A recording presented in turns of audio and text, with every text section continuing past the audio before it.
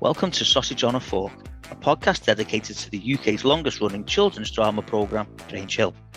My name's Neil, and in each episode I'll interview a former cast member about their life before, during and after their time on the programme. Okay, welcome to the latest episode of Sausage on a Fork, and I am absolutely delighted to say that I have been joined by none other than Josh Brown, who played Alex Pickering. Josh, welcome to Sausage on a Fork. Thank you very much. Thank you for inviting me. I appreciate the opportunity to come on. Not at all, not at all.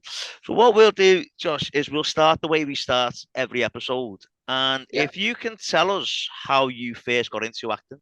So I first got into acting. I was around 5 years old, and my grandma and granddad, they said that I were always up and about and dancing and sort of putting on a show as kids do. But I always went above and beyond, and I love doing it. So, I grew up on a bit of a rough estate, and there's nothing against that.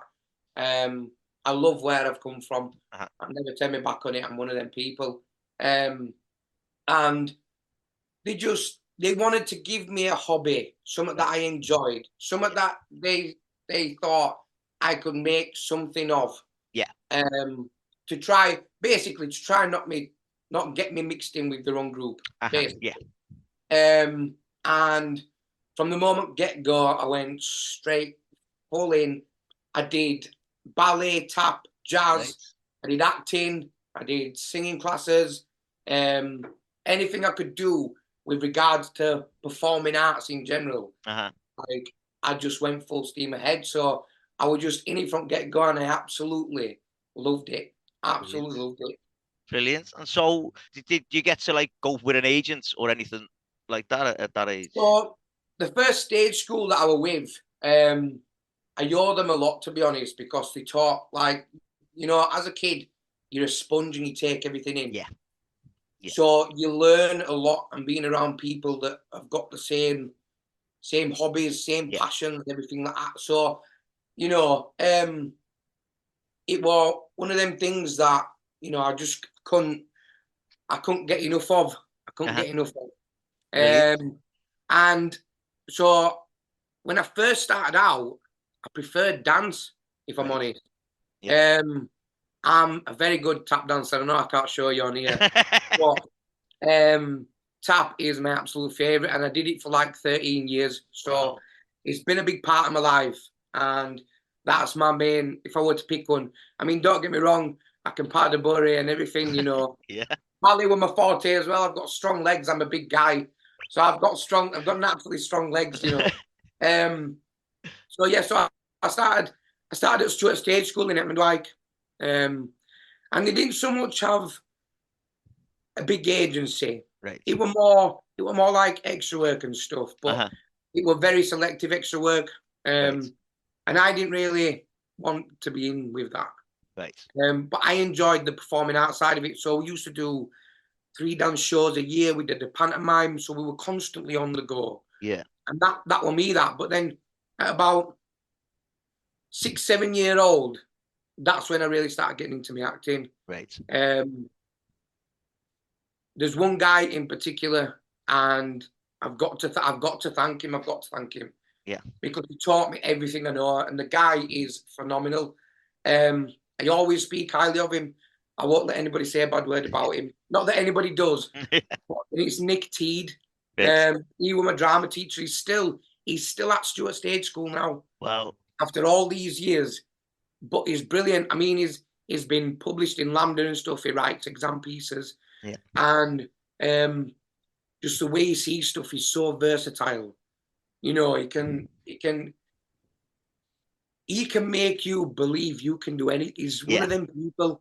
And the way that he works with you is just next to none. And I know I gave him a lot of trouble when I was 12, 13 year old, and you think you know better. And trying to become class clown and stuff. So I went through all that phase, and even then, it was like, Josh, you need to knuckle down. This is your forte. So I left there at 13, and I moved to Stage 84 in Bradford.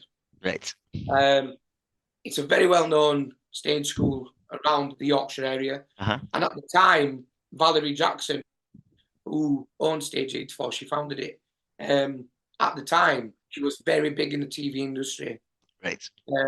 You know, she had Jack Shepherd, who were on the books. Yeah. He's a very good friend of mine who's been in Corrie since forever. I can remember. So, you know, and we had Lee Otway, Kimberly Walsh went there, you know, so it had a very big reputation. And at first I got put on a waiting list. Right. And it all started, so she wouldn't let me go on the agency at first. Right. And I was one of the only boys who went, who could do ballet. So at first she turned around and said, there's a waiting list to join, but if you want to do ballet, you can do ballet. Right. So I did ballet, and then I auditioned for Billy Elliot, the musical, the original cast that went into the West End. Yeah. And let's just say I got very, very close with that. Oh, wow, very really? Close. Yeah. To say I'm a big lad. Yeah.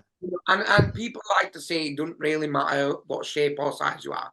Yeah. But when you've been cast for a part, yeah, you know, the character breakdown is specific. Yeah. And we all watched the film Billy Elliot. Yeah. So, you know, there's a big difference. So I auditioned for that and I got very far. And she turned around then and she was like, right, so now I know that you're serious about your stuff. I've got an audition for Grange Hill, so I'd like to get you on my books. Brilliant. So this is where it all started. This is where my career blossomed. And it was something that I'd waited for. And, you know, as a kid, you're excited anyway because stuff's happening. New stuff's happening, like, oh, I've got an agent. I'm going to be on TV and all this. And you get excited even though nothing's happened yet. Yeah, yeah. No, you literally have your headshots and you're like, yes. So, you know, and then, so she was my first agent, my proper agent. And, you know, then again, I was at that age where I was trying to be funny and stuff and always having a laugh. And she didn't like how I was, like, right, class, because I was a class clown. But she loved me because I was good at what I did. And I always showed passion where it needed to be shown, you know. Yeah, brilliant. I was always respectful, but I didn't like to wind it up. Yeah, It's a given, it's a given. Yeah, kids do though, isn't it? So I got my first agent really at 14, and it was Valerie Jackson. Right. And she sort of gave me the opportunity to put myself on the map.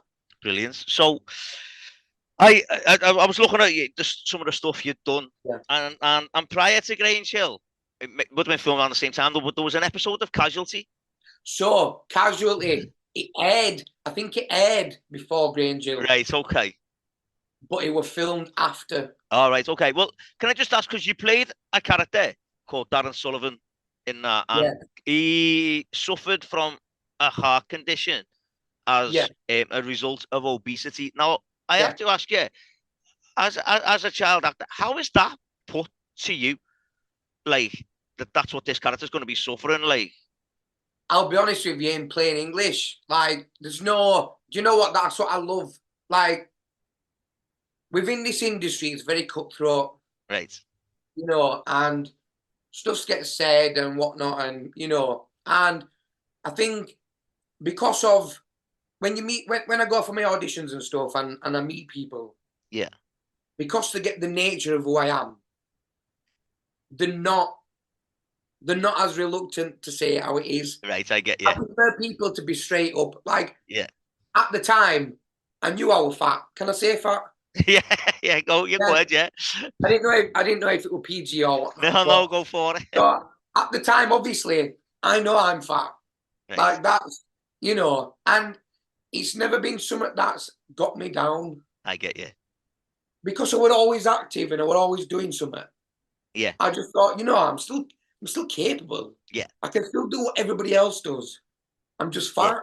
Yeah. Right, okay. So with stuff like that, when you get a character breakdown, they do seem to be a bit, you know, more PG, and they'll say overweight or something like that. But because that storyline, well, like, it was so big at the time, because at the time, there was stuff going on with school dinners and fats in foods, and that's when everybody started calorie counting, and stuff started showing up on food products. So at the time, to be called obese or say it's an obese person, it was just the norm. Right, I get you. It was used. So so some people do try to go around houses with it. Yeah. But I do prefer people to just be straight up and say, okay, all right. Fair enough. Okay. So then you've mentioned earlier on that your agent then said, right, I've got Grange Hill for you there. So was there much auditioning going on there for that one? Like, right. So I'm not sure if I'm right. Right. But at the time that I auditioned for Grange Hill, so it was the summer 2004. Right. And I believe they had close to like 600 people audition or something. Wow. So there were big auditions, but at the time as well, you see, they were doing open auditions for all the Oaks. Right. So the big audition scene were in at the time.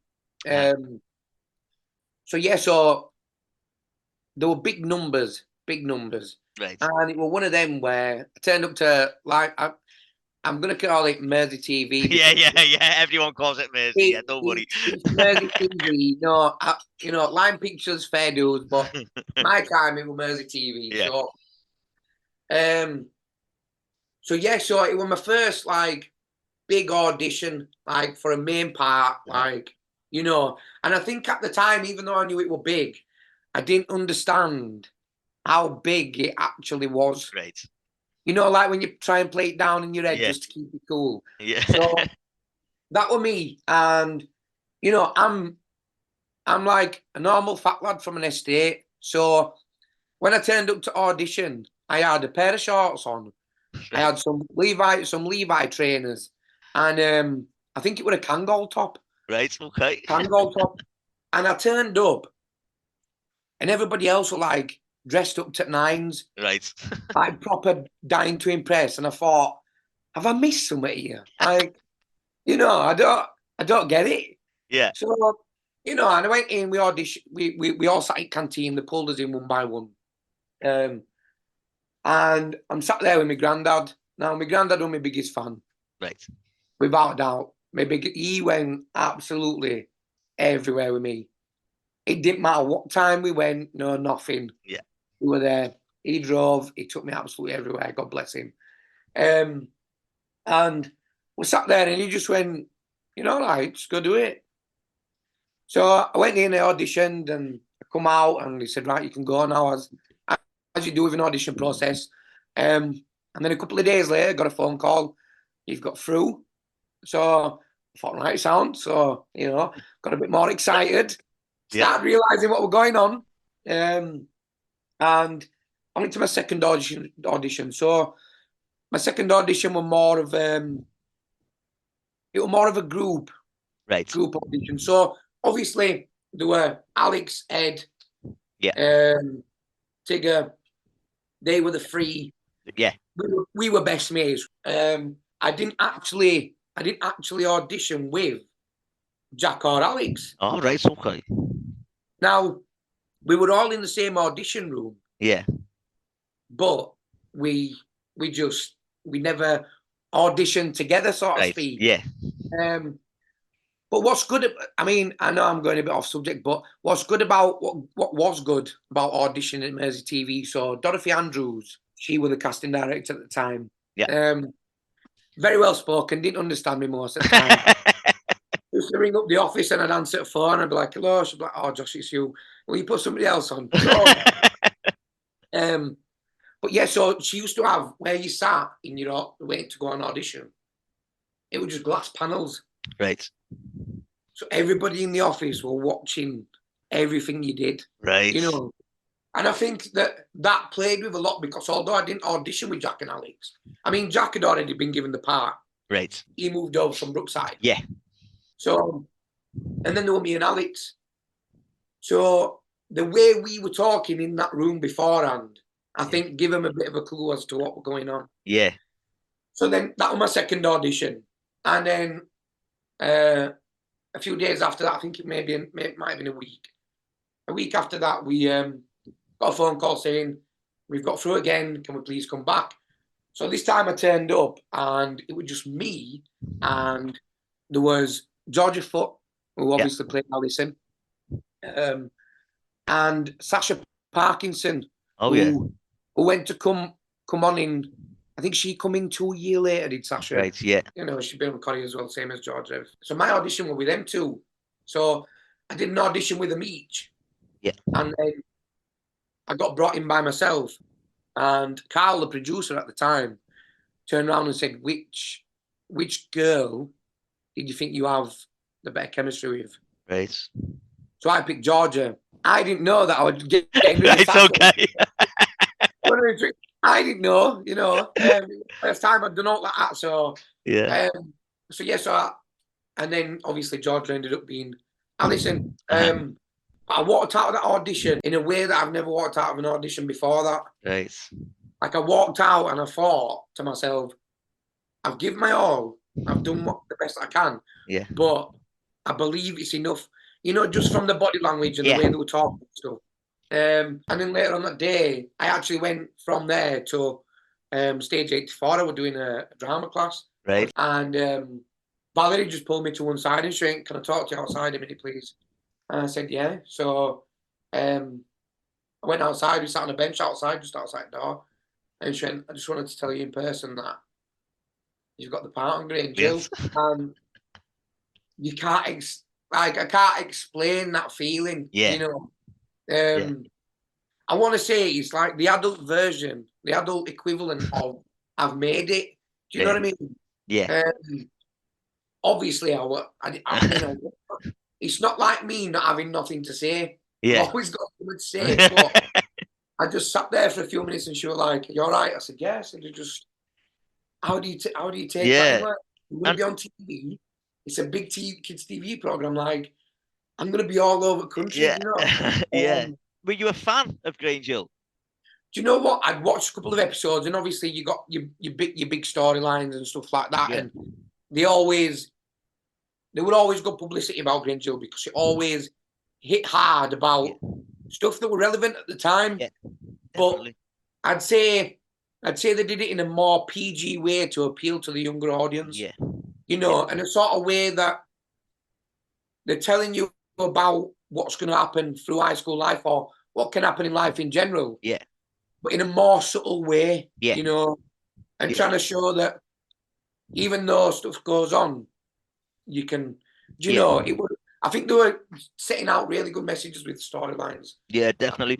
So we'll look at a few of your storylines. So you joined in series 28, which was on air in 2005, and the first time we see Alex, he's with his best mate Ed, who you've mentioned there, Alex Sheldon. Was that ever confusing, by the way? The fact that you were playing a character called Alex and his real name was Alex. Was there ever any confusion on that one? The one at first, obviously, because when you're on set, you know, we used to have quite a few people in for work experience or they're doing work placement and stuff, you know, runners, third ADs, stuff like that. So yeah, sometimes, but it wasn't necessarily them that got confused, but because they were confused and would just shout Alex and we'd be like, we both which one do you know what I mean? So sometimes it did, but I'd say probably halfway into his first series, he sort of settled. We sort of got, you know, you know what we knew what we want. Okay, fair enough. So, as I say, the first time we see, he's with Ed, and this gets me. He brought in a remote-controlled blimp. If you remember that one, and I do, it just seems daft. I mean, I suppose nowadays it would be a drone, wouldn't it? That he would bring in, but at the time, because he mentioned about the fact that he's got every single device going, he's massively into his technology and stuff like that.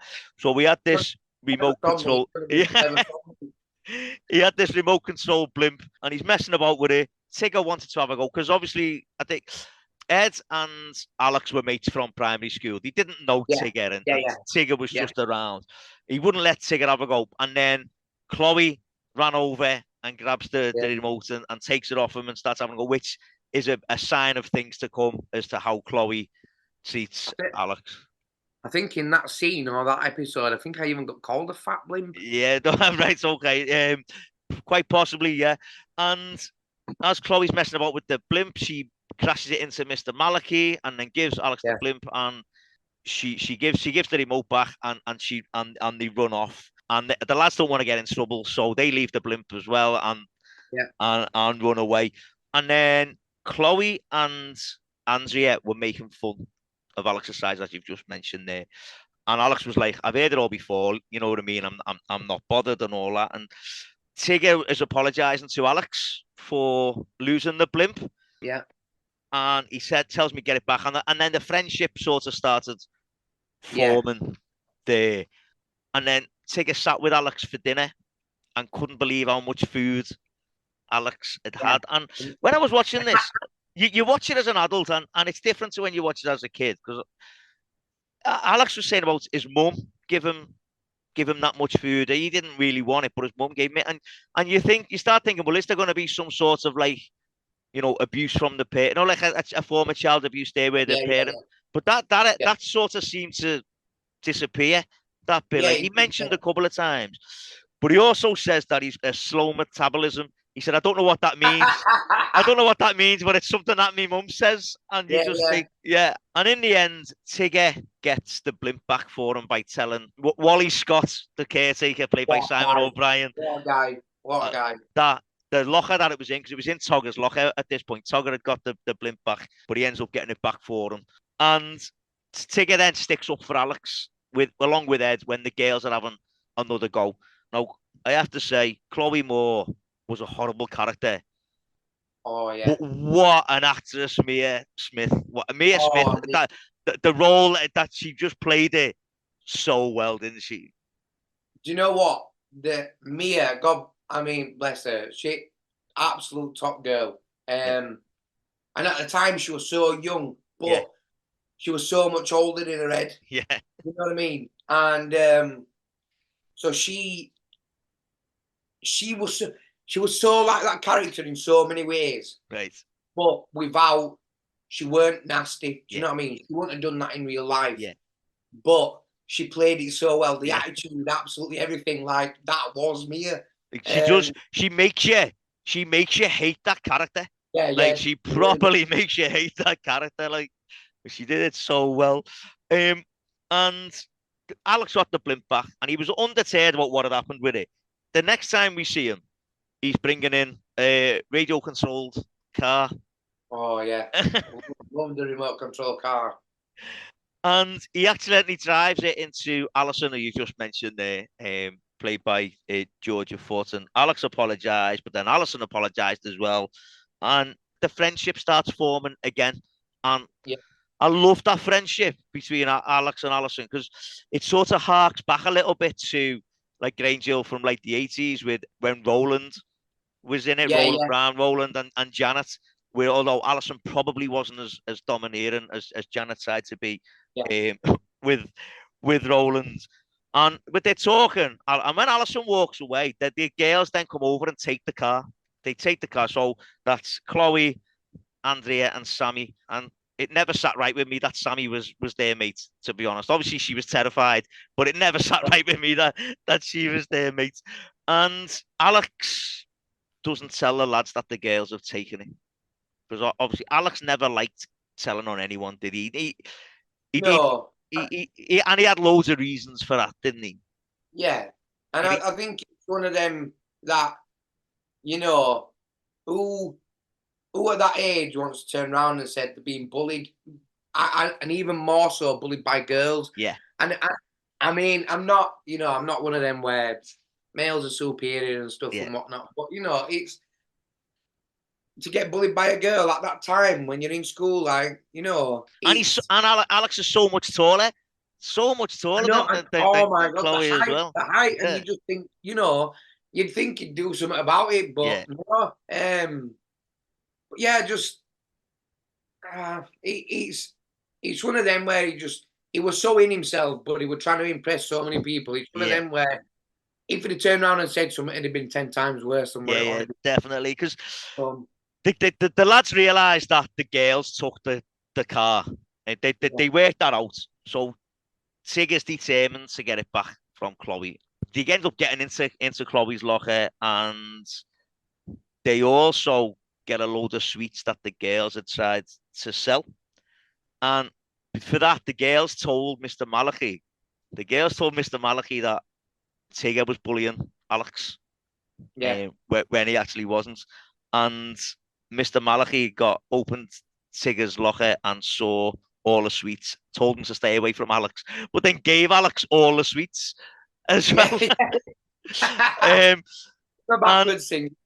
Alex is trying to tell Mr. Malachi that they're not his, but he just didn't believe him. And then the girls jumped him and took all the sweets back. Yeah. And there was all sorts of things where Mr. Malachi was having a health drive and was asking people to swap fruit for sweets instead. Yeah. And Alex wants to get on board with that. Alex was happy to get involved.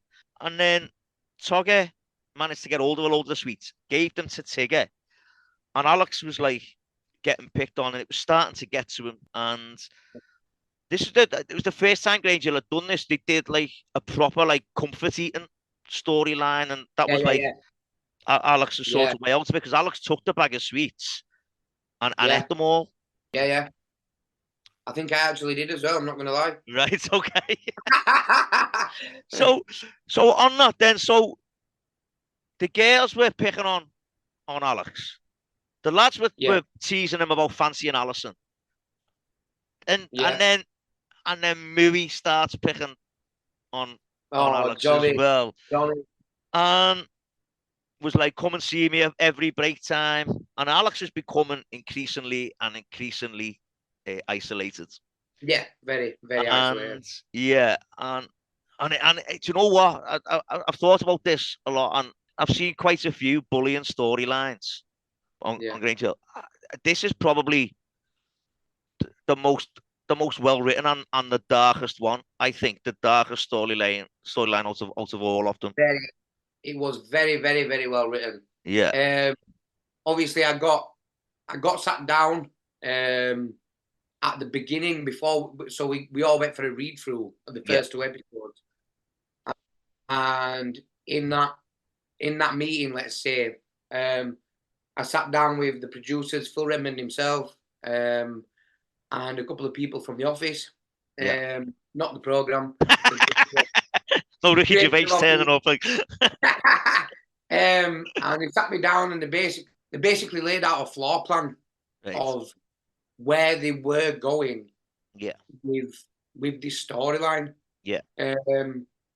And to be fair, like, I've always been a big lad.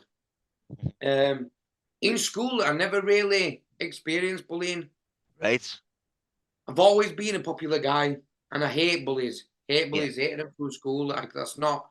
But I've always been very popular. So for me, it were a big jump from my normal school life.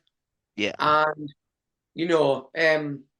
they gave me all this research, and I always had people that I could ask stuff.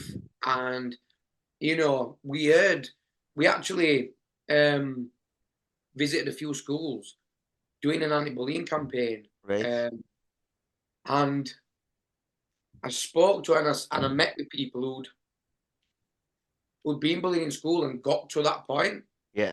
And it was something at the time that you didn't really ever hear anything about. Mm-hmm. It would always sort of brush under the table. Bullying's always been rife, but it wasn't really talked about. Yeah. And it wasn't really looked at like it is now. But and I was meeting people who'd actually been in that position. And to meet people like that who were the same age as me. Yeah. And I'm doing so well. And, they've had a completely different life to what I've had. And it sort of brought me back down to reality. Yeah. And I think from there where it wasn't necessarily method acting, but when you're trying to put yourself in somebody else's shoes. Yeah. And I think that the way they wrote the script, like, totally portrays everything that I got told and from people's experiences and stuff, like you say yourself, the isolation. Yeah. all these little things just adding up, and it all just getting too much, Yeah. And like, not just that, but the period of time it takes. Yeah. To fully be somebody down like that. Yeah. And I mean, full credit to the writers.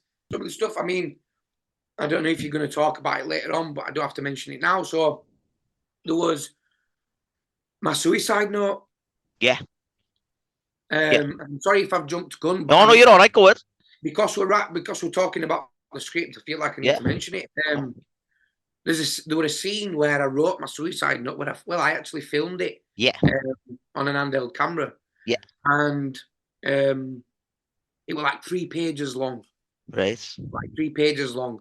And at first I thought, that's a big scene, that. It was a bit daunting. Obviously, it's a big thing. And the momentum and the feeling that had to be put across in the scene, like, it really had to hit home. I had to nail it. No other option. And when I read it, I was like, wow. Like, I know it's not real, but it just, you had that proper, like, dumped feeling where you just, and you think, wow, and obviously I'm there imagining it in my head and stuff like that. And so it was pretty daunting at first, but they wrote it that well. Yeah. And I put, like, that much into it because I wanted to nail it, that when I did it, it just flowed, like, and I know that it should be like that anyway. Yeah. But at 14-year-old, something that big, and I absolutely loved them for it. Because the script work, like you said, it was brilliant. Yeah. And it was deep, it was relevant, Definitely. Because there's so much going on with Alex there. Because there was a bit I wanted to talk about, and it's when it's Alex's birthday, and Eddie was sort of, Ed had been moving away a bit from Alex as well. Ed was saying that, like, he didn't like getting laughed at when he was with Alex, and that what was happening as well. And but Ed had forgotten his birthday, and Alex had brought a cake in, and he ended up eating it all himself and sitting under the stairs and crying and all that while he's eating it. Was that one difficult to film? Yeah, it was. I mean, don't get me wrong, I didn't eat all the cake. Right, okay. Not in real life, but yeah, it was because, it's one of them, like you say, Alex and Ed come up from primary school. Yeah. They were best mates. Now, your best mates' birthdays and stuff, and I think that them two as like a pair were fully like, we're going to tackle high school together. Yeah. It's sort of like you make a pact, don't you? And, you don't want to lose your mates. Even though now you look back and you think, it happens. Yeah. You do lose mates, you make new definitely. mates, but you want to keep on to the ones that you've got at the time because, you're getting on so well and you've got that connection, that bond. So it was difficult because I'd never had a birthday like that. Right. And I'm not saying that I always had mates around me for my birthdays and stuff and whatnot, but when you've got something like that where you're bringing in a cake and stuff like that, you're expecting to give that cake out to your friends. Yeah. So there's a bit of an expectancy with it. You're taking it into school to give out, so you can share with your friends, and they can all celebrate your birthday. And the fact that, nobody remembered, that's got to be hard. Yeah. You've got all that other stuff that's happening before that's playing on your mind. Mm-hmm. It's just adding to the list. And then you're that low and that down that you sat eating it underneath some stairs. Yeah. Like, it's equivalent to eating it in a toilet cubicle on your own. Yeah. It's very isolated. Definitely. And it was hard because you put yourself in that person's shoes. Yeah, definitely. It's one of them where before you go filming and stuff and you walk into set and stuff, you'll be having a laugh, you'll be talking, you'll be chit-chatting. Yeah. And you get a good vibe off it and you think, we're going to go do this scene now. Yeah. We're going to smash it. We're going to do proper well. But with scenes like that, you tend not to. Right. Like, you do tend to, like, pretty isolate yourself. Yeah. And to get yourself in the mood because you know it's coming up. But then after that, that mood's still there. Yeah. And it lingers for a bit, you know. So you sort of do live it yourself, even though you know it's fake and you know it's been raw, it's not happening naturally. Yeah. You're still dealing with that feeling, you know. Yeah, definitely. Definitely. And you know, Alex's time just got worse and worse. You know, there was the adventure trip away that Ed and Alison had convinced Alex to go on that, and he was really looking forward to it. And the girls found out that Alison was suffering from eczema as well.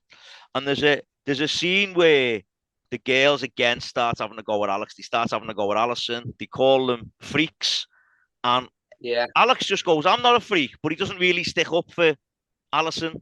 And it wasn't like he meant to be. It meant to be that way, but obviously that hurt Alison. And when Alex tried to apologize, she didn't want to know. And then it just kept getting worse and worse. Spencer was appointed Alex's mentor, but he didn't really want to know Alex either because he was making the film. So he said to Alex, there's the video camera. Go and film me something happening in the school so we can do that." And Alex just basically, as you said there, started making a video diary of everything that goes on. And you've mentioned about the suicide note, and Spencer wants to get his film finished, and he gets the disc that Alex has given, and he's watching it, and he's just going on about Alex was moaning. He's just a whinger. He's this, and he starts watching it, and there's the bit where Alex says the only time he was able to shut out everything going on was when he was underwater. He couldn't stop thinking about it and how peaceful it was. And Spencer's watching this, and he grabs the disc, and the disc says on it, it's labeled for Mum and Dad. And Spencer then realizes what's gone on. Now, Alex has put a load of books in a bag, put them on his back, gone to the swimming pool, and thrown himself in the pool. I have to ask you about that. What was that like to film as well? So the whole suicide thing, obviously, I had massive support from everyone. Everybody was just showing the support and everything like that. And I think in a way that was for me to not get too carried away with what was being filmed, because you can. I mean, I've done it before, and you really dive into the character to the point where you start doing their traits. You know what I mean? So that character's sort of like you start picking up what that character's about, and it becomes you, so to speak. And I think because at the time people of that age, vulnerable and stuff, and so the support I got was brilliant. But it was hard to film because at the time, like 14-year-olds, like I mean, I'm from an area where like I grew up, we're born in a rough estate and stuff, and you don't really hear about suicide notes, right? Like suicide, like wasn't really something that's spoke about like it is today. So it was difficult because all these little clips, like you say, we're doing sort of doing a vlog. Sort of doing a vlog of school life. And each one was more depressing and more depressing and more depressing, to the point where, I did a final goodbye and just said what I needed to say. It was difficult because, as I say, when you're filming, and obviously you film in blocks. So we were filming in 2-episode blocks, so we were filming 2 episodes at a time. So at the time, I think it was episode 16, I think, I tried to commit suicide. So we're doing 15 and 16 at the same time. So in episode 15, you've got the build-up, and in episode 16, you've got the actual suicide attempt. And because you're up and down, because you're doing the build-up, and then you're doing that, and then you're doing this, and because you're a mix of the 2 programs, you were so up and down, up and down. And it does take its toll because it's long days. It's a lot of script work. But the storyline in itself, like I say, you're into that character so much. Like, I played him day in, day out for 8 months, a year. So it was hard, and it did take its toll. And it was more the thought of people have the realization that people have actually tried to do this. Yeah. Do you know what I mean? That's what really hit home. Yeah. And we saw people as young as 11-year-old. Yeah, sure. Who tried to do this, and I think I know life's not been good. Yeah. But you're always, as a kid, I want to be older because I want to do this. You've got stuff that you want to do, and I just thought, when the bad outweighs the rest of your life that you could plan out, it's a big weight to carry. Definitely. It's a big weight to carry. I wanted to do it in a way that people saw it, people learn, but the people that were actually going through it could relate to it, and it resonated with them. Yeah. To the point of showing them that there is, and you can get help. Yes. And I wanted to do it that well that people thought, you know what, he's bang on the money. Yeah. You know what I mean? Like, I wanted to pull it off to its fullest potential. It was very difficult. Yeah, I mean, it was so well done. And then, of course, when Spencer realised what's happened, he runs to the pool, he grabs Baz on the way, and they end up getting him out the pool. Yeah. Baz takes the lead on the CPR, and they were able to get Alex breathing again. And again, that sequence having to film a CPR scene. I mean, it was. I guess that must have been difficult as well. Do you know what? So when we actually come to film the scene where where I jumped in and stuff, obviously I'd done the build up, putting the books in the bag and whatnot. Yeah. Now this pool, it was the same pool as what they use for Jim and Hollyoaks. So it wasn't deep, it was 4 foot all the way along. So it was only 4 foot deep. Yeah. I had people in there with sticks, because obviously I'm going face first, like front on. And they wanted me to sink to the bottom and stay there for a couple of seconds. So I had people teaching me breathing techniques, and I had people in the pool with me with sticks, just in case I couldn't stand up and I needed to get myself up. So I had 4 different sets of uniform. Right, okay. So I needed to do it in 4 takes. Right. So we started off at first, and, I just had the back on my bag. The bag on my back. I jumped in, didn't sink at all. Right. did not sink at all. The second take that we did, I sank a little bit, but I had actual weights in my bag. Right. The third attempt we did, I had weights in my shoes, my pockets, my socks, my blazer pockets, in the bag. I must have weighed an extra, at the time, it felt about 5 stone. So I've jumped in the third time and I've sank a little bit, but I've come straight back up to the top. Gaynor, who was the wardrobe mistress at the time, she turned around and she went, "Josh, I'm going to have to take your lining out your blazer." Right. So she took the lining out of my blazer, last dry uniform that we had, and I had weights absolutely everywhere now. Right. Like my top shirt pocket, I had weights strapped to me around my waist, everything. It was a bit of a shock because I wasn't expecting it. Like, I thought I was going to sink. Yeah. Well, I knew the aim was to sink, but not like that. Right. So I've jumped in and I've actually sunk. Right. In my head, I panicked a little bit, but then I thought, no, just go with it. Practice my breathing techniques. And I was actually underwater. I stayed there until they got me to stand up, because I thought, I can't just open my eyes in case. Yeah. So I actually underwater for close to 25, maybe 30 seconds. Right.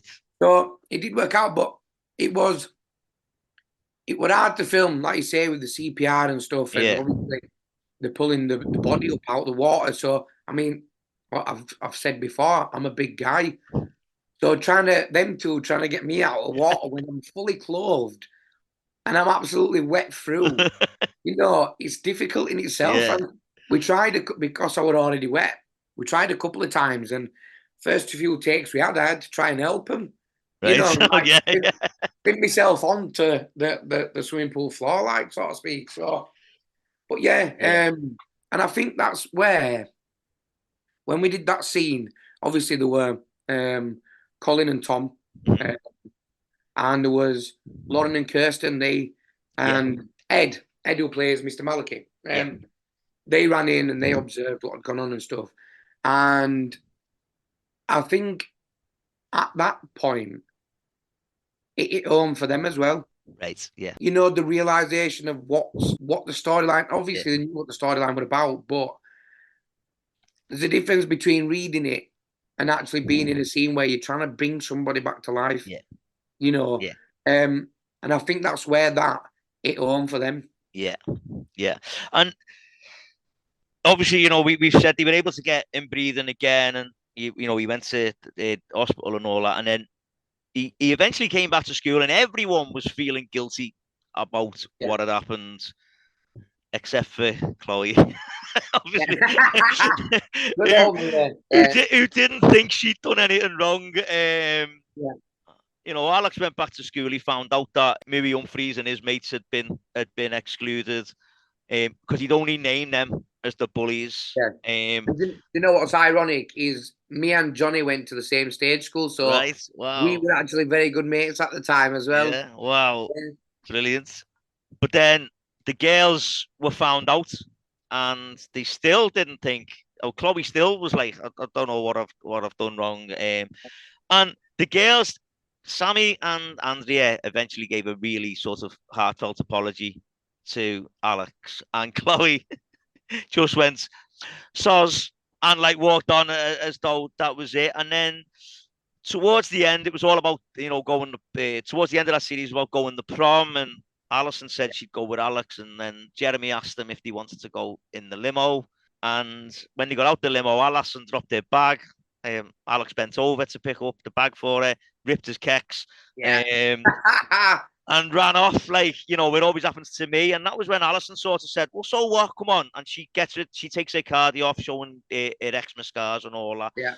And, you know, they eventually went to the prom, and it was the premiere, wasn't it? The movie premiere, that was it, not the prom. Movie premiere, yeah. And then, you know, they were all mates again, and it all moved on.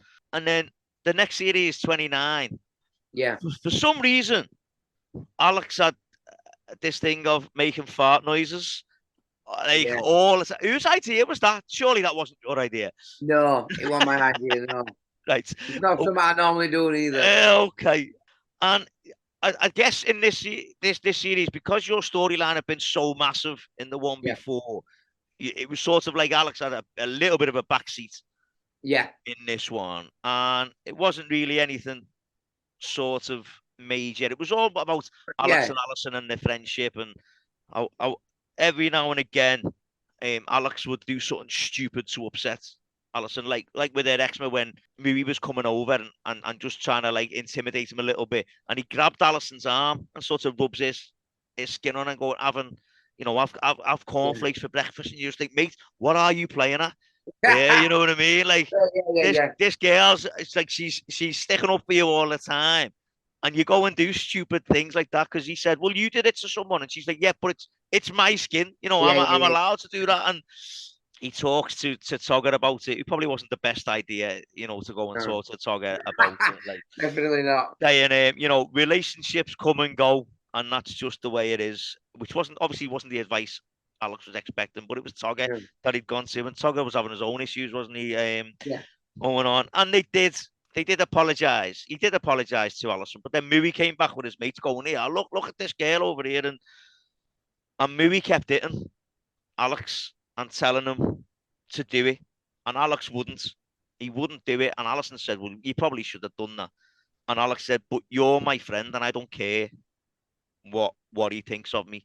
Showing that, you know, Alison's positive influence, you know, it had sort of, it outlook had something positive. Gives him a bit of a backbone. Yeah, definitely. Backbone. And then Mrs. Basinger was running an enterprise scheme.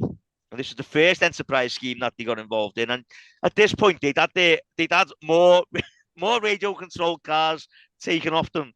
So Tigger was like, well, we need this back for our enterprise scheme.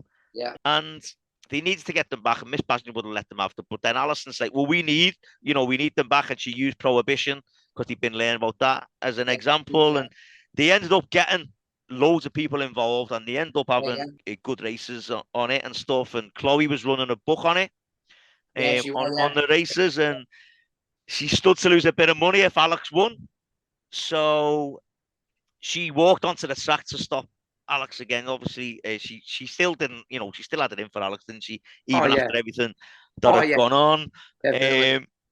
And Mui was starting to get a bit more prominent with Alex. He wasn't taking the back seat like he was supposed to, and Mui was doing well in the radio control car race as well. Yeah, it was. Yeah, it was. And Mui was still having a go and threatening him, saying like, "Don't win the race and all that because I want the money and all that." And Alex had started comfort eating again because Alex had sort of said earlier on that he wanted to lose weight, and Tigger was like, "Well, how are you going to lose weight?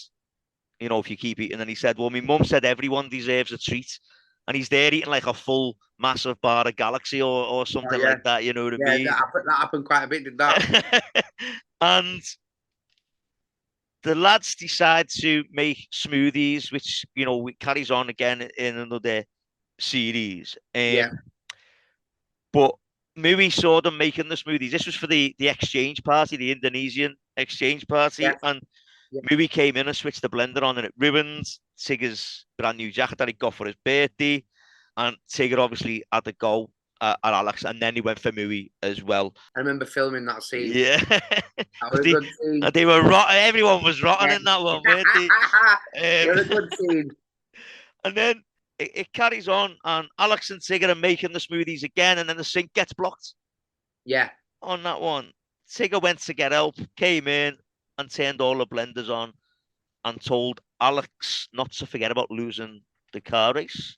And again, that's, we talked about that. And then he tried to grab the money, Alex's cash box, but he slipped on the floor and got away. And while he was there, he starts drinking the smoothies and ended up throwing up. And you see him later on with Alex, blaming Alex for him being sick and ruining Alex's homework and all that. And Alex had said to him, like, you're not supposed to be doing this to me. You're supposed to have stopped. And he basically says to him, well, I'm never going to stop. Yeah. And you just think, oh my God, how's this going on? You know what I mean? How's this happening? And like I say, Mui had been threatening him not to win the race. Mui wanted to win the money in the race because it was a fair bit that they were going to win. And they were also hoping that they were going to win the enterprise scheme. Yeah, very much so. And Tigger had been offered the chance to go to Euro Disney with Ed. I don't know if you remember this bit, but he couldn't afford it. He had to pay for it himself. No. And Alex said, "Well, I'll pay for you. I'll pay for you to go when I win the race." And Mui kept threatening Alex. Alex was winning the race. Mui kept threatening him. Yeah. But Alex didn't care, and Alex won. And Mui said it was a big, big mistake because later on, Mui came up to Alex and congratulated him and said, well done, you're the real winner, you're the true winner, and walked off. And then Alex realizes later on that Mui had actually pickpocketed him. Yeah. And took the key and realized that he'd been in the locker and took his money, and he couldn't tell Tigger because he told him that he could have the money, and Mui told Alex that the money had run out and he wanted more. Yeah. So he's back bullying him again, and you just think, what's the lad? Why won't he just leave him alone? Taylor Mitchell told Mui to leave him alone, and it just went on, and Alex is panicking how he's going to tell Tigger. He doesn't want to tell Tigger that people are picking on him again. And Miss Passenger dropped the envelope with the first prize in. I don't know if you remember that. She drops the envelope which has got first prize written on it. And Alex sort of has like this crisis of conscience then, thinking, I've told this lad I'm going to pay for his holiday, but I can't because the money's gone and I can't tell him that I'm getting picked on.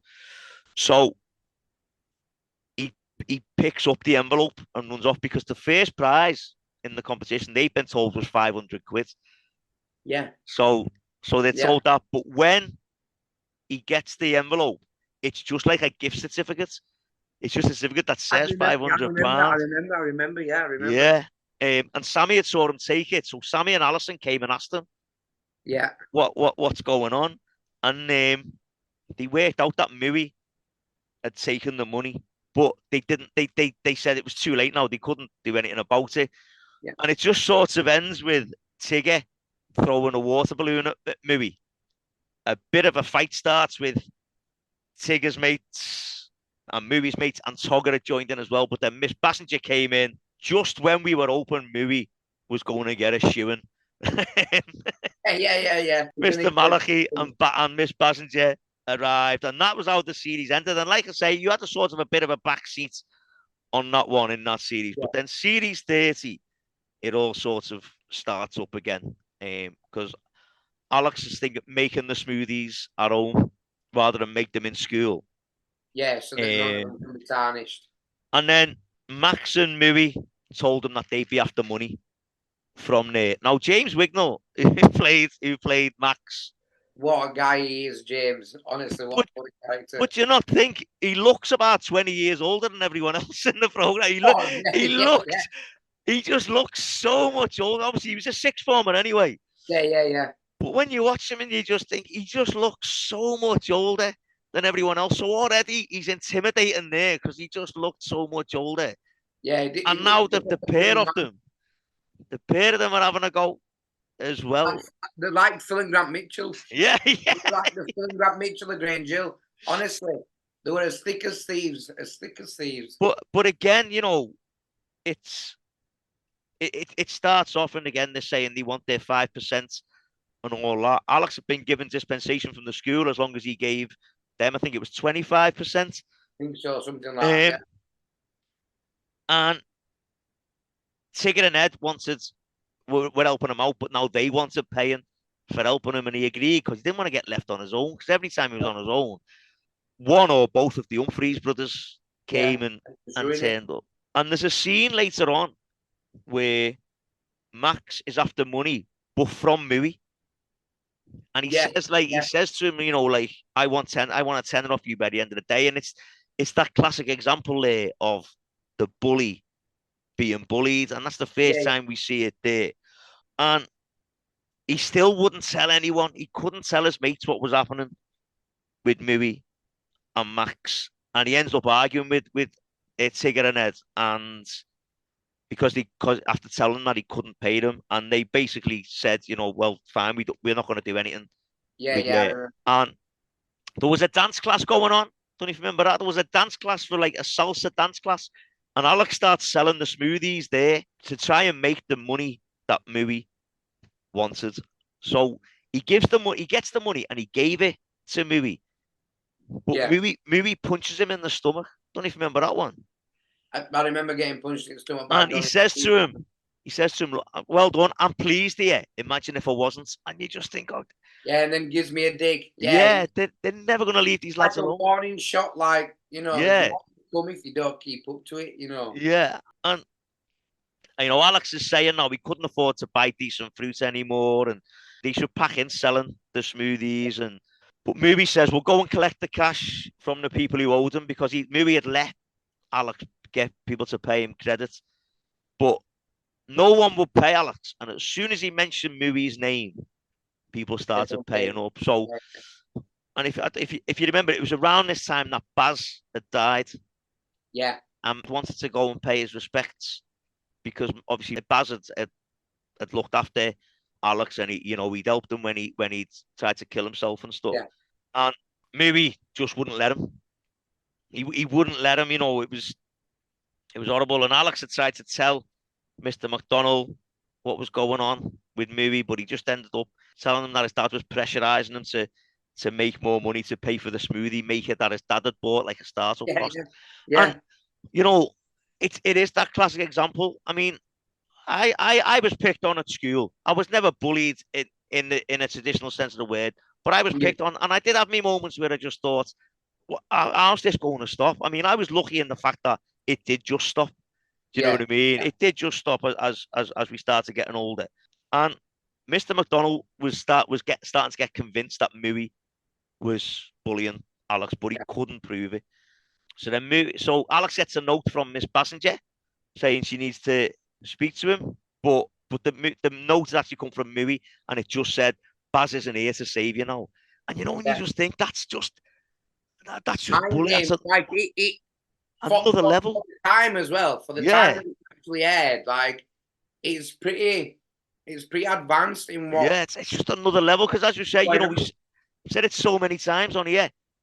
For stuff like that to be going on in a kids' TV program, yeah, it's deep. It's horrible, isn't it? But that's the life that were relevant at the time, like and it's a show of power. Like I can grab you whenever you want. I can get in touch with you whenever I want. Definitely. I mean, Alex, he stops doing his own work because he's trying to make the money and all that because he's been given dispensation from the school, and he's starting to think, well, if I don't do my own work, the school are going to say I can't do this anymore. So he tells Miss Gale, by the way, Kathy Tyson, honestly, when you got to work with it, did you know how big she actually was? You know what? Not just in Grange Hill, I've worked with people throughout the years, and no disrespect to any of them, but I see people for who they are, and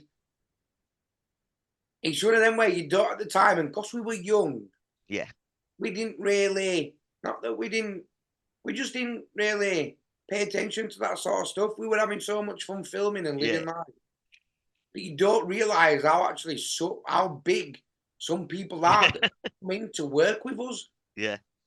We had some great guest appearances in Grange Hill, and some great characters. Yeah. Especially when I were there. We had some absolute brilliant people come in. Yeah. Like what's her name? Kim Hartman. Was she there? Yeah, Kim Hartman, done hello and stuff like that. So massive. So he told Miss Gale, and she just said, right, well, we'll sort something out. And he really wants to pack in, and you can have time to do your own work and all that, and it's just getting worse and worse for him. And in the end, Max says to him, on the day of Baz's funeral, it's been an emotional day, and we don't have to do the smoothies anymore because they cornered Alex, and Alex smashed the smoothie maker. And they basically said to him, we'll pack that in now. Because Alex had been on the radio station, if you remember, and said, I used to enjoy making smoothies, and I thought it'd be something I could do when I left school. And you just see how it's got to him, and he's losing that again. Yeah, but they said he'd pack in the smoothie business, but he still wanted the money. And that then led Alex to then start bullying the year sevens, which was a side we'd never seen before of Alex. But we talked about it earlier, that the bullied becoming a bully, basically. Yeah, it happens every day. Yeah. It happens every day. He's definitely getting their power back, Yeah, and Max and Mui then decided that they were going to hold a raffle, but they wanted decent prizes, and Alex couldn't get any, so he then starts picking on Bryn. He starts bullying Bryn to get prizes, and the prizes were no good. And it got to a point where the lads were always flushing Alex's head down the toilet. And at one point, they even get him to do it himself. Yeah. And it's horrible, and pushing his head into a urinal and stuff like that. And obviously, you can see why Alex ends up doing it to Bryn, because he wants out of it. He wants this to stop, and the only way he can get it to stop is because he can't tell anyone. He can't tell people. He said he couldn't tell people he was getting bullied again. And then I have to say then, although it's part of the bullying storyline, one of the funniest things that ever happened was when the lads told Alex that they had to get a fridge freezer for their raffle.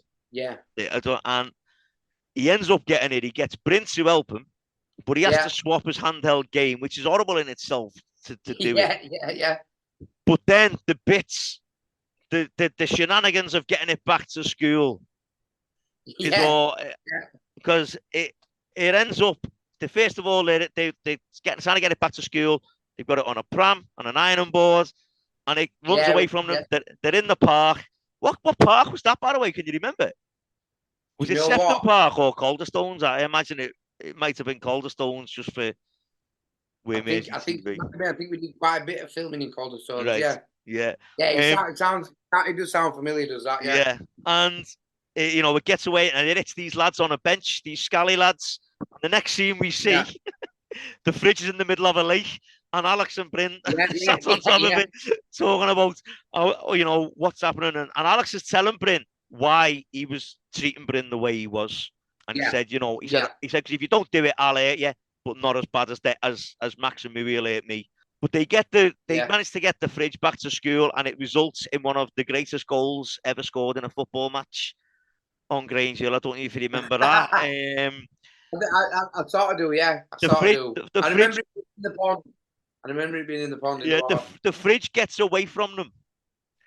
And as Togger has crossed the ball in the footy match, and the fridge gets away from them, it hits the floor, it springs up, the ball hits the fridge and catapults it back. And Donny Briscoe's there just to head the ball into the net, and the goal stands, apparently. But then Bryn then goes and tells Miss Bassinger that he was getting bullied. Yeah. And when he gets called to the office, his dad's there as well. And his dad, and this is the bit where his dad says to him, I've thought many things of you before. Yeah. But I've never been ashamed of you until now. I remember that scene. That was by the lockers, wasn't it? Yeah, it was. And again, Nigel Betts, again, another tremendous actor. What, a few years later, I seen him in Emmerdale and everything, and I was there's my dad. There's my dad. And Alex's dad is that bad. He says to him, make your own way home. And then as he's on his own, movie comes over again, but he wants the microwave from him when he got back. Yeah, he does. Yeah, he does. And Ed and Tigger find out what's up. They find out he's been excluded, and they chase after him.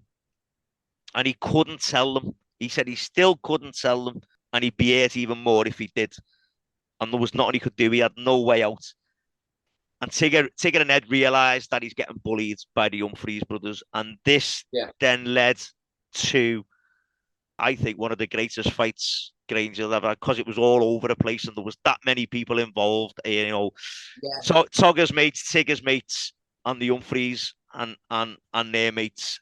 And it's a proper Grange Hill fight, but it's one of the best because of how many people were involved and where they were. But I like the fact that the last scene of the fight, Alex is involved in it with Togger and Donny going against the Humphreys brothers. But what I like about it is the three of them all look at each other and they all smile, and then they start on the Humphreys brothers. Was there much choreography going on involved? You know what? With stuff like that, with stuff like that, they were very, very well organised. So with things like fight scenes and anything that involved, collisions or anything like that. Yeah. We had stunt coordinators in. Right. So we did stuff with stunt coordinators a few days before. We planned the scene out, we rehearsed the scene, just so that everything went proper well. And then come to film the scene, the stunt coordinators were there still as well. So they were guiding us through everything, and everything were like all health and safety and everything, precautions were taken, the job lot. So scenes like that, I guess the reason why it worked so well is because, we all had a good bond. We all had, we're all young. We spend 6 to 8 months out of the year just with each other more or less every day. We're doing something exciting. We had a very good bond, and we used to do stuff out of work and everything like that. When you're there doing fight scenes, although the BBC are a bit withdrawn with the violence, so to speak, we were throwing ourselves into it. So when they pulled out cross mats and stuff and everything out, we were chucking each other everywhere, as kids do. Yeah. So the fight scenes with regards to stuff like that, they were very well choreographed. Yeah. Very well choreographed. Brilliant. Because I just love it, the fact that, obviously Alex has had his issues with both the Humphreys brothers. Togger had issues with Mubi, and Donny had issues with Max. And I love the fact that it's them three lads. But Alex still wouldn't, when they got collared by, I think it was Miss Gale, Alex still wouldn't tell what had happened. He wouldn't tell anyone what had happened. And Togger said that those three had started the fight. And the Humphreys brothers went, and then Togger then says, right now they've gone, you tell her what's really been going on. And Alex just tell him everything that's happened, and the lads basically got kicked out, the Humphreys brothers. But Ed and Tigger found out that Alex had nicked Ed's camera to give to the Humphreys brothers. And obviously Tigger had to go. Even though he knew what had been going on, he still had to go. And Alison was like, look, I know why you nicked it. They know why you nicked it, and they will come round. And there's a scene where on the last day, Max and Murray are outside the school and they start having a go at Alex, because then obviously they're not allowed in. Yeah. But they said, he hasn't got away with it. But I like the fact that Ed and Tigger still stood with Alex, even though they weren't speaking to him. Yeah, that, and that showed, the fact that, because Alex turns around to, definitely. Alex turns around to say thanks to them, but they've walked off. And in the end, Tigger and Ed forgave Alex and told him that they were still mates. Yeah. Which then comes on to not just your last series of Grange Hill. I know. But the last series. Now, when I'm putting an episode of the podcast out, I do, like, I guess the guest competition, and I put picture clues out as to who the guest's going to be. And whoever's first to guess gets to give me a question to ask. Now, the person that's asked this question is a lad called Wayne Rogers. Now, Wayne is a massive Grange Hill fan, and he runs one of the biggest Grange Hill groups on Facebook called Grange Hill Fans. Oh, well, tell him to have me. Yeah, definitely. And Wayne has asked, when Series 31 started, were you aware that this was going to be it? No. Right. Okay. So when did you find out? So speculation started, I'd probably say, halfway through filming. Right. That's when it started coming to us. Whether the people above us knew or not, I don't know. Yeah. But I mean, it was a case of every year it just got recommissioned. Right. So it was automatic, wasn't it? Yeah, it was an automatic thing. Norm. Yeah. It's become the norm that, you start getting your scripts through and you think, and you hear, oh, well, we've been recommissioned. So, you're coming back and all this sort of, obviously, with the way the storylines were heading, you think, well, you can't stop it now. Yeah. You can't stop it now. So, yeah, we didn't really hear anything until, like, halfway through the last series. Right. And then we all started asking questions then. Right, okay. And obviously, we're a bit more grown up now. So, me and Alex, we both passed as tests. We were driving ourselves.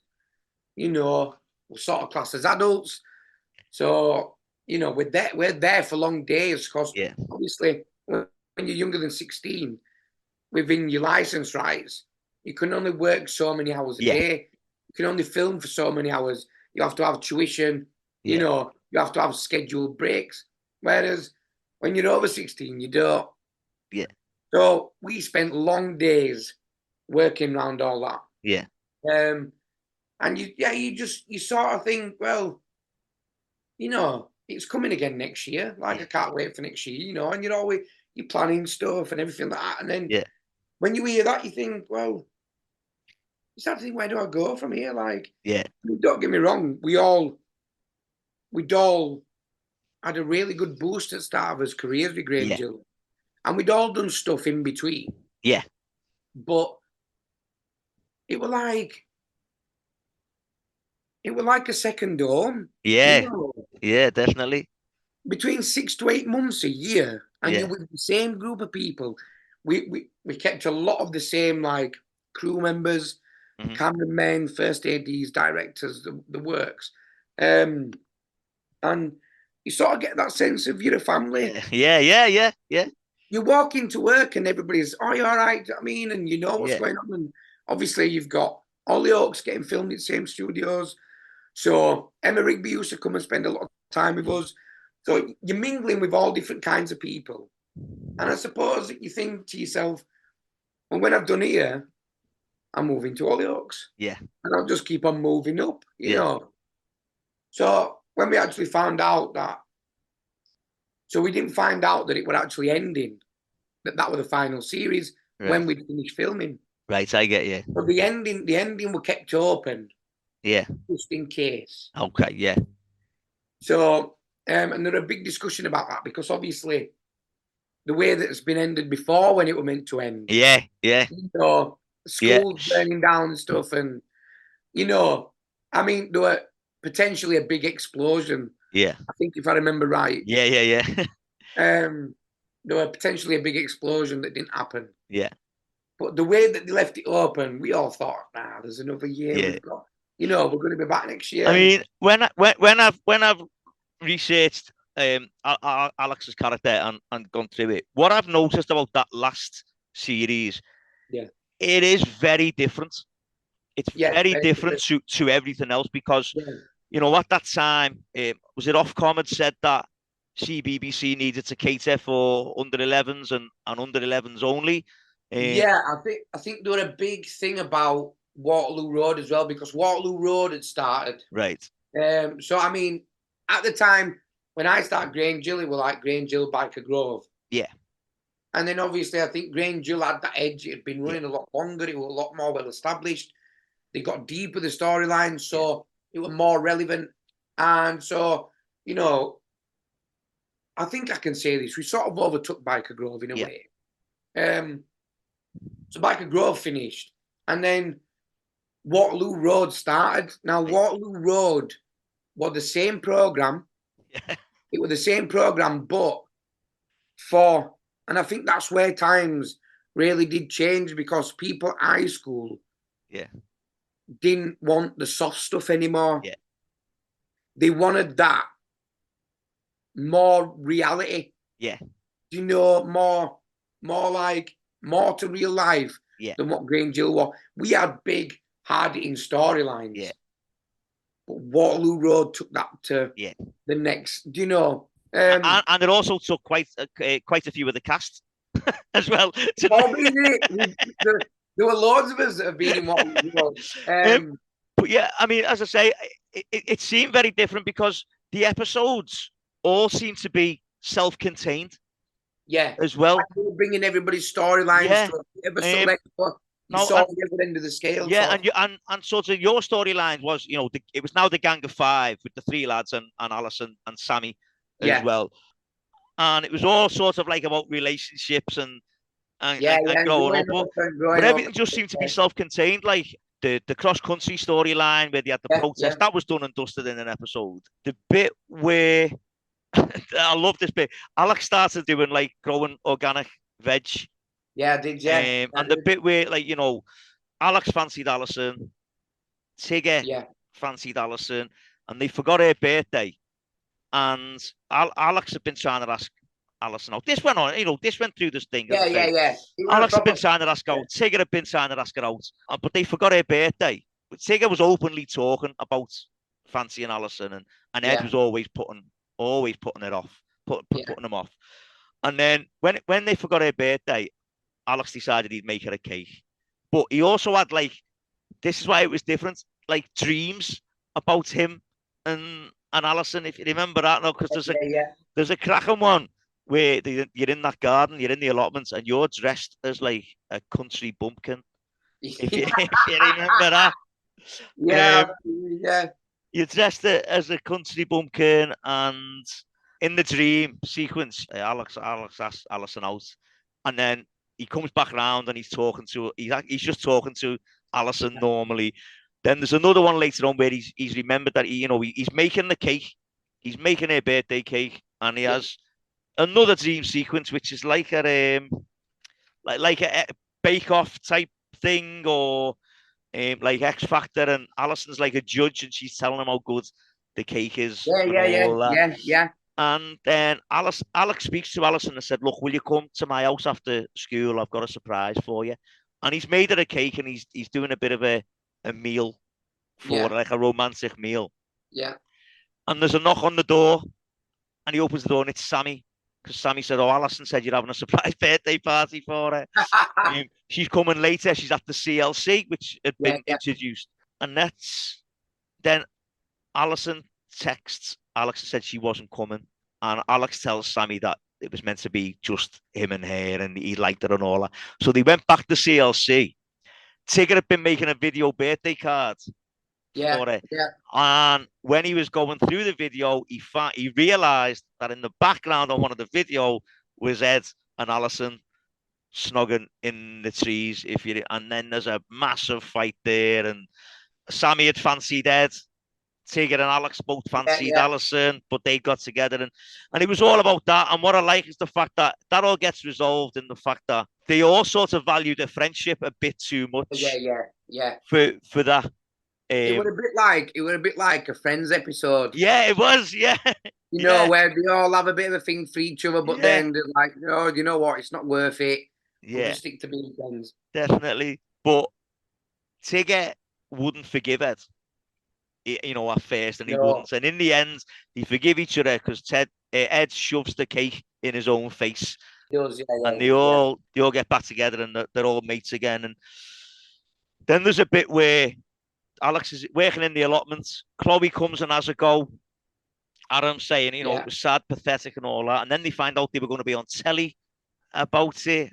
But Miss Rawlinson had heard Chloe and Andrea having a go and said that they weren't going to be on it because they wouldn't be involved in something so sad and pathetic. And the next day, the garden gets destroyed. If you remember that one, I do. And they all assume that it's Chloe and Andrea, and Chloe and Andrea are maintaining their innocence. And what they found out was a gas pipe had burst underneath us or something like that, which had ruined it. And if you then remember this bit where Alex is panicking about his exams, and Sammy comes and says to him, you need to calm down. I can teach you to calm down. Yeah. She taught him Tai Chi. Yeah. Oh, man. Right. Was there anything actually involved with the Tai Chi in that one, or were you just sort of making it up as you went along? No, so me and Holly, bless her, who played Tammy, so I remember reading this episode, right. And it was sort of like, I seen her in green room and I went, do you know Tai Chi? And she was like, no. And I said, so what are we doing with this? So we had a person who actually come in the morning of when we were filming that. Right. And she taught us that sequence. Right. And up until a couple of years ago, I mean, I can't remember it now, but up until a couple of years ago, I actually remembered the full sequence. But yeah, no, it was a good little twist, that, and I think that was the turning point then. Yeah, definitely, because Alex does the Tai Chi, he becomes fully relaxed, fully confident, and he ends up running to do the exam. And he nailed it, basically. He smashed it. There was also, I loved the fact that there is a school trip to Liverpool in that series. Oh, you know what? I was waiting for this to come up. So, a school trip to Liverpool, because I don't know at this point where Grange Hill was meant to be set. There was no ever actual set. It was just, Tugger says at the end, we'll be home in 2 hours. And you say, well, where are you now then? Yeah. So basically, Tigger had found out that his favourite rap band, Crew 82. Crew 82, sorry, yeah. Crew 82 were going to be performing in the cavern. Or there was going to be a gig. Didn't know where the gig was going to be. No. At first, but going on. It was 2008. It was Liverpool was the capital of culture. So there was at the time up here, there was all kinds going on anyway. Yeah, there was. There was. So, and schools were having trips into Liverpool for stuff all the time. And the lads, for some reason, were banned from the trip. I think it was because of the way they'd acted when the mayor had been. That was the one. Something along them lines. Yeah. So they sneaked onto the coach in the toilet. Yeah. And then Tigger was waiting for all these messages to come through, giving them clues as to where they were performing. Unbeknownst to them, the girls had the girls had nicked. The girls had been sending Tigger's messages from their phone, telling them where they should have been. So they ended up going to the Anglican Cathedral. They ended up on a ferry across the Mersey to Birkenhead. And in the end, they realised that it was in the cavern. Yeah. What a club. In my younger days, the cavern was the Saturday night place to go, and when they got there, though, the bouncer wouldn't let them in, but so they told them that they were performing, that they were a rap crew as well, and they were allowed to go in. But they had no money by this point to get home. They watched Crew 82 perform. They were made up. Yeah. They had no money to get home until they realised that there was a cash prize for. That's the one. There was a talent competition going on that day, and there was a cash prize because they were what were they called? The Tig Easy Crew or something like that. Something along their minds. I think we came up with that ourselves, to be honest. Right, okay. The Tig Easy Crew, and they did get to perform on stage in the cavern. You must have stories about that one. Honestly, so when this episode first come about, so producers come to us and said, look, this episode, basically, you're going to be doing this competition. They explained it all. And they said, what we want is a verse from each of you. Right. So they said, we'll give you free rein and see what you come up with. So we were all, we were throwing ideas about and coming up with funny stuff and whatnot. And some of the stuff we come up with were like, no, you can't say that, but you can say this, and whatnot. So we had such a good laugh with that. And then I can't remember whose idea it was, but somebody turned around and said, right, Alex and Jack, why don't you give us a verse? Yeah. And then because the Crew 82 have been beatboxers, they turned around and said, Josh, why don't you beatbox? So we turned up to a studio in Liverpool. I can't remember where it was. We turned up to a studio in Liverpool, proper recording studio. We'd never been in like that before, so we were having a right laugh. And I think the song started.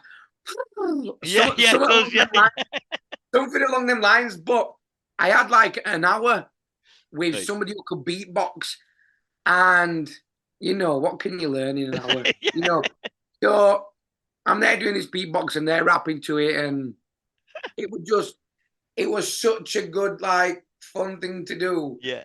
And then when we left, they give us it on a CD, just white label and stuff. So we were going, we're white label now, we're white label, But it was absolutely brilliant. Like, that was an experience in itself. But then, like you say, to perform at the Cavern Club, that in itself is a big thing. Like, you're standing where legends have stood. Some of the most iconic people throughout the world have stood and performed on that stage. And, it's a bit of a different feeling because obviously we're not doing it to a crowd like what they would be. Yeah. But still there.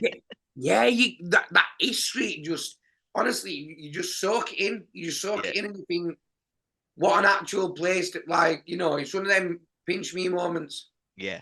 I mean, I let's say every Saturday we used to end up in the Cavern, and I loved it. And one thing I'll say about the Cavern, the toilets in the Cavern smell like no other toilets in the world. I remember you used to go in there and you just think, I've got to go to the toilet now, and you didn't want to go because the smell was just horrendous in the toilets. But and especially when they stopped smoking in clubs as well, because there was nothing else to mask it. It was unreal. But I loved the Cavern. But again, that was a self-contained episode. Again, it's all I think we ended up getting a lift in a Hummer. Getting a lift, so the band came and said, basically, you weren't very good, but you've had to go. And then they sort of explained what they'd been doing to get there. They gave them a lift in a Hummer, I think it was, something like that. Big Hummer, big Hummer, But I have to ask you about the wrestling match: Atomic Al versus the Headmaster. Yes, I remember. That's one of them things that just, So that basically came about because Alex and Ed were both sort of fancying Sammy. And Ed said he was going round to Sammy's to do his homework, in inverted commas. And Alex had floored Ed. And Ed got up and Tigger had to break them up. Yeah, that's right. This thing came about them having a proper fight, proper rules and all that. Mr. McDonald obviously wouldn't let them. So they said they'd broadcast it. They'd sell tickets. They'd broadcast it. But then there was a wrestling match getting shown. Yeah. On the screen. I mean, that must have been a ball to film as well. Like I say, it's one of them again. It's one of them things that you just at the time, because it's a bit so surreal. Yeah.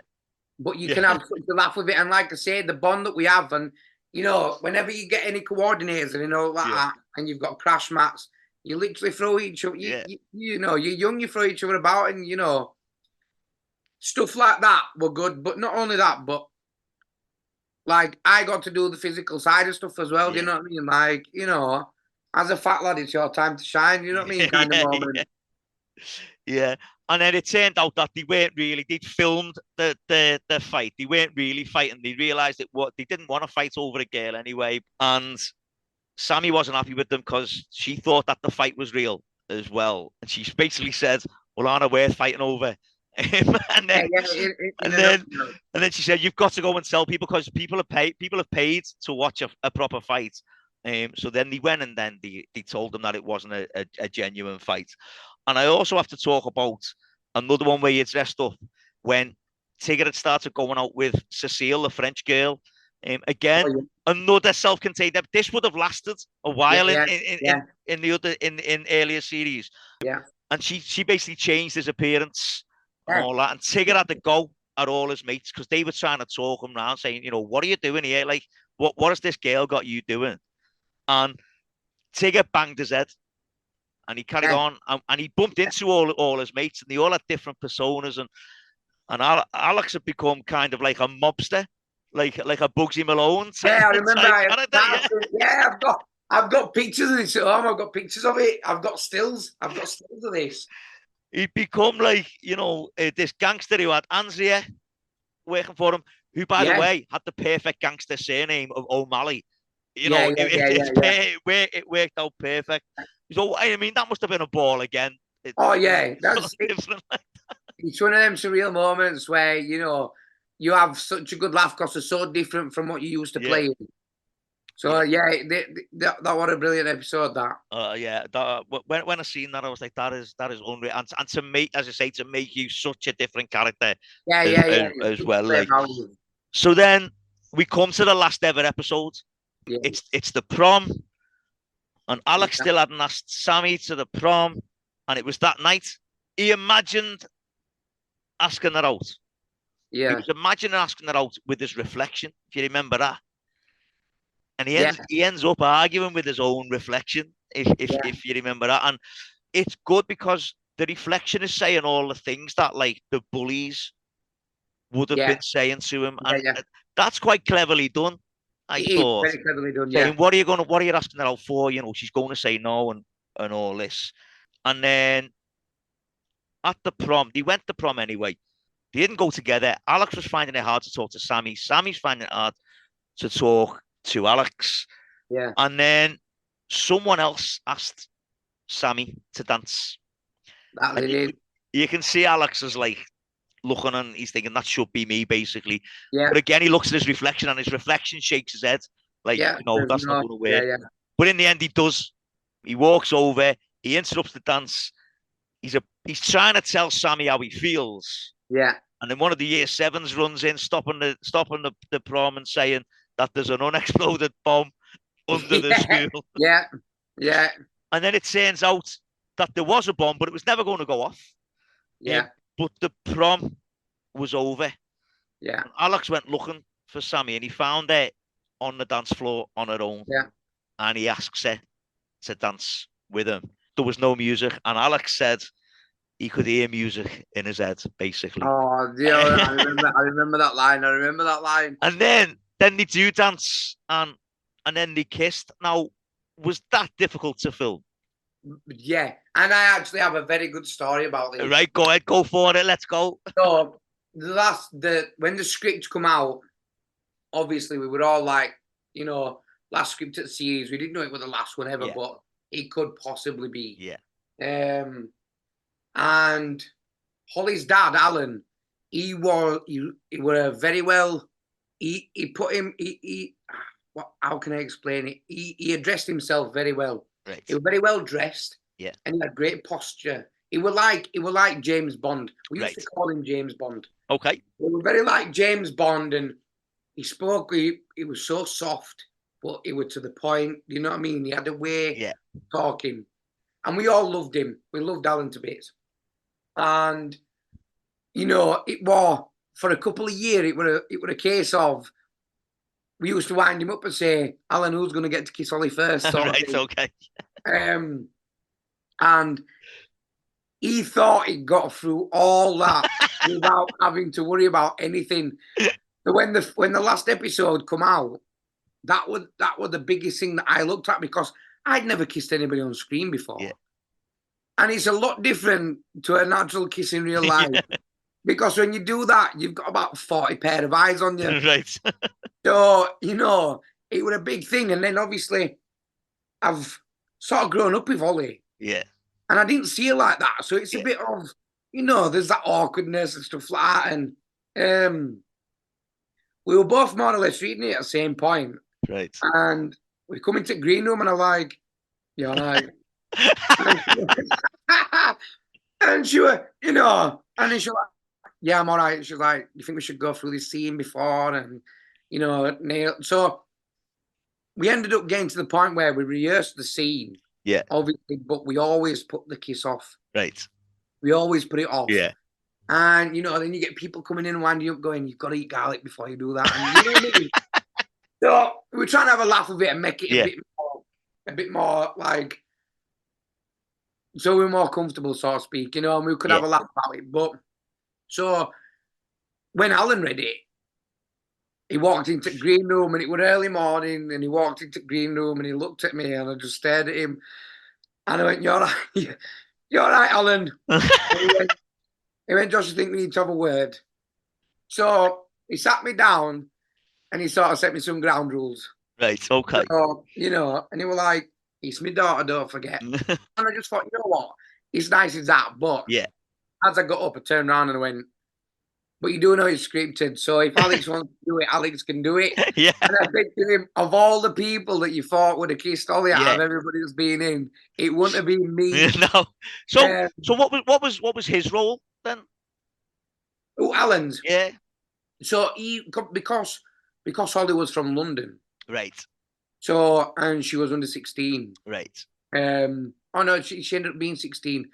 He ended up staying with us because she was traveling to and from London. Right, okay. So a lot of time, when you're an underage artist, as they say, under 16, you need a chaperone, and obviously because they were stopping in hotels, you couldn't supply chaperones out of work. So Alan stayed. So a lot of time, he used to come up and he'd be just sat around waiting. Right, okay.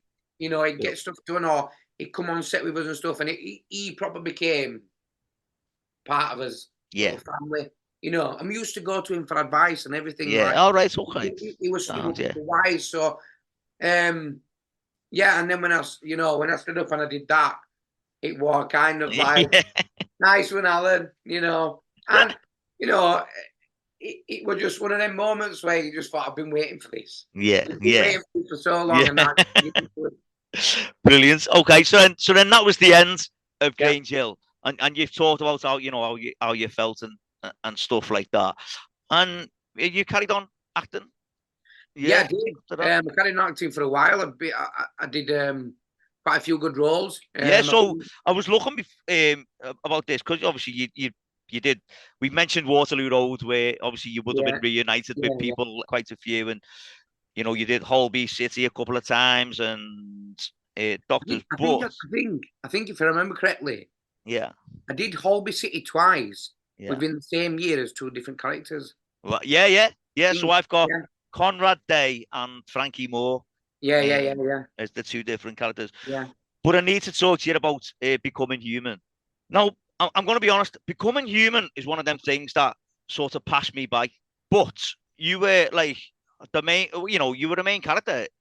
Yeah, the storyline was about me basically. But obviously, you had other characters in there that we were all main characters. But it was about. Did you play a ghost? Is that right? I did, yeah. Right.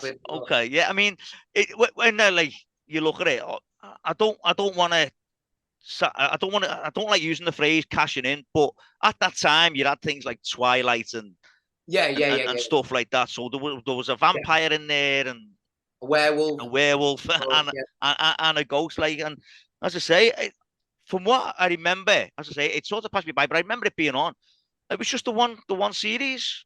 Yeah. So Becoming Human was sort of a sister program to Being Human.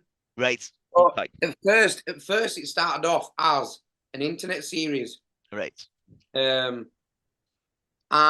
it was just a little project. So every year at the time, the BBC gave funding to a couple of little projects to see what would work, and just a trial and error kind of thing. Yeah. And somebody come up with it, and when I actually went for the audition, I'd never really watched Being Human, but I'd seen things about it. Yeah. Because it was big at the time on BBC Three. And I actually turned up to my audition. I turned up early. Right. And I said, I've travelled from Leeds and, all the way down to London. I said, and I paid £9 something an hour for parking.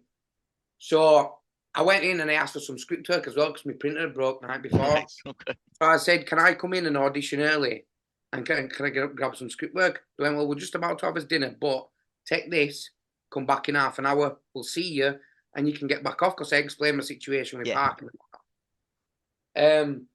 So I've been reading through the script work. I'd already read through the script. So I've been going through it. And I walked into the audition after they had the dinner, and I can't remember Phil's last name, but he was a big producer for BBC. And I've sat down, there's like a panel of 5 people. And so they started talking to me and asking me questions. And they said, so have you seen Being Human? And that was one of them moments where you think, do I tell them truth? Or do I make out? But then if I make out, they're going to ask me about it. Yeah. So I just turned around and said, I've got to be honest. No, I said, but I know what it's about. I know the gist of it. And I did my audition. And normally when you do your audition, you get some sort of, constructive criticism and whatnot, and you do a couple of takes. So I did my audition piece, and everybody just sat there and looked at me, and I thought, right, okay. So I just sat there waiting for some sort of direction or some comments. And they turned on and said, after a couple of minutes of them just like sitting there and listening, I didn't know at the time, but I'll explain why in a minute. So it's okay. they just sat there staring at me, and I thought, well, have I done something wrong? So then they went, well, will you do next scene? But there'd been a proper dramatic, awkward pause. And I did the second scene, and Phil turned around and went, will you just go wait outside a minute? So I thought, all right, not a problem. So I've gone outside, and then they've brought me back in, and they've said, we want to sort of explain why we were just sat there, not talking before. And I went, okay. And they said, so the scene that you've just done isn't how that scene's intended at all. Right. And I went, well, that's the way I saw it. So obviously that's the way I portrayed it. So I started explaining myself of why I've done it that way. And Phil went, no, just stop a minute. So I stopped talking, and I'm bad with names, I'm good with faces. Right. But one of the writers were there, and she went, I wrote that. She said, I wrote the full thing, and she went, that bit that you've just done is a big iconic moment. Like, it's a big moment throughout the whole thing. And she said, I wrote that, and I intended it this way. And I said, oh, sorry. I said, I didn't get it. I said, I can do it like that. And she went, no, she went, I don't want you to.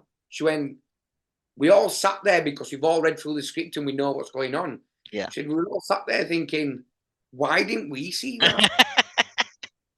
So I thought, well, look, that's good. Yeah. But how do you take that? Do you know what I mean? Yeah. But then we would discuss it. We were having a discussion, and I were in there for like another 20 minutes. And I walked out, and Phil walked me out, and he just turned around and he went, Josh, thank you so much for coming. He said, honestly, he went, and listen, he said, I'll be in touch very soon. Wow. So I thought, well, that's a good sign. Yeah. And then about 20 minutes later into my car journey up home, I got a phone call off a number that I don't know. Yeah. I've answered it, and I've said, hello, and he said, Josh, it's Phil.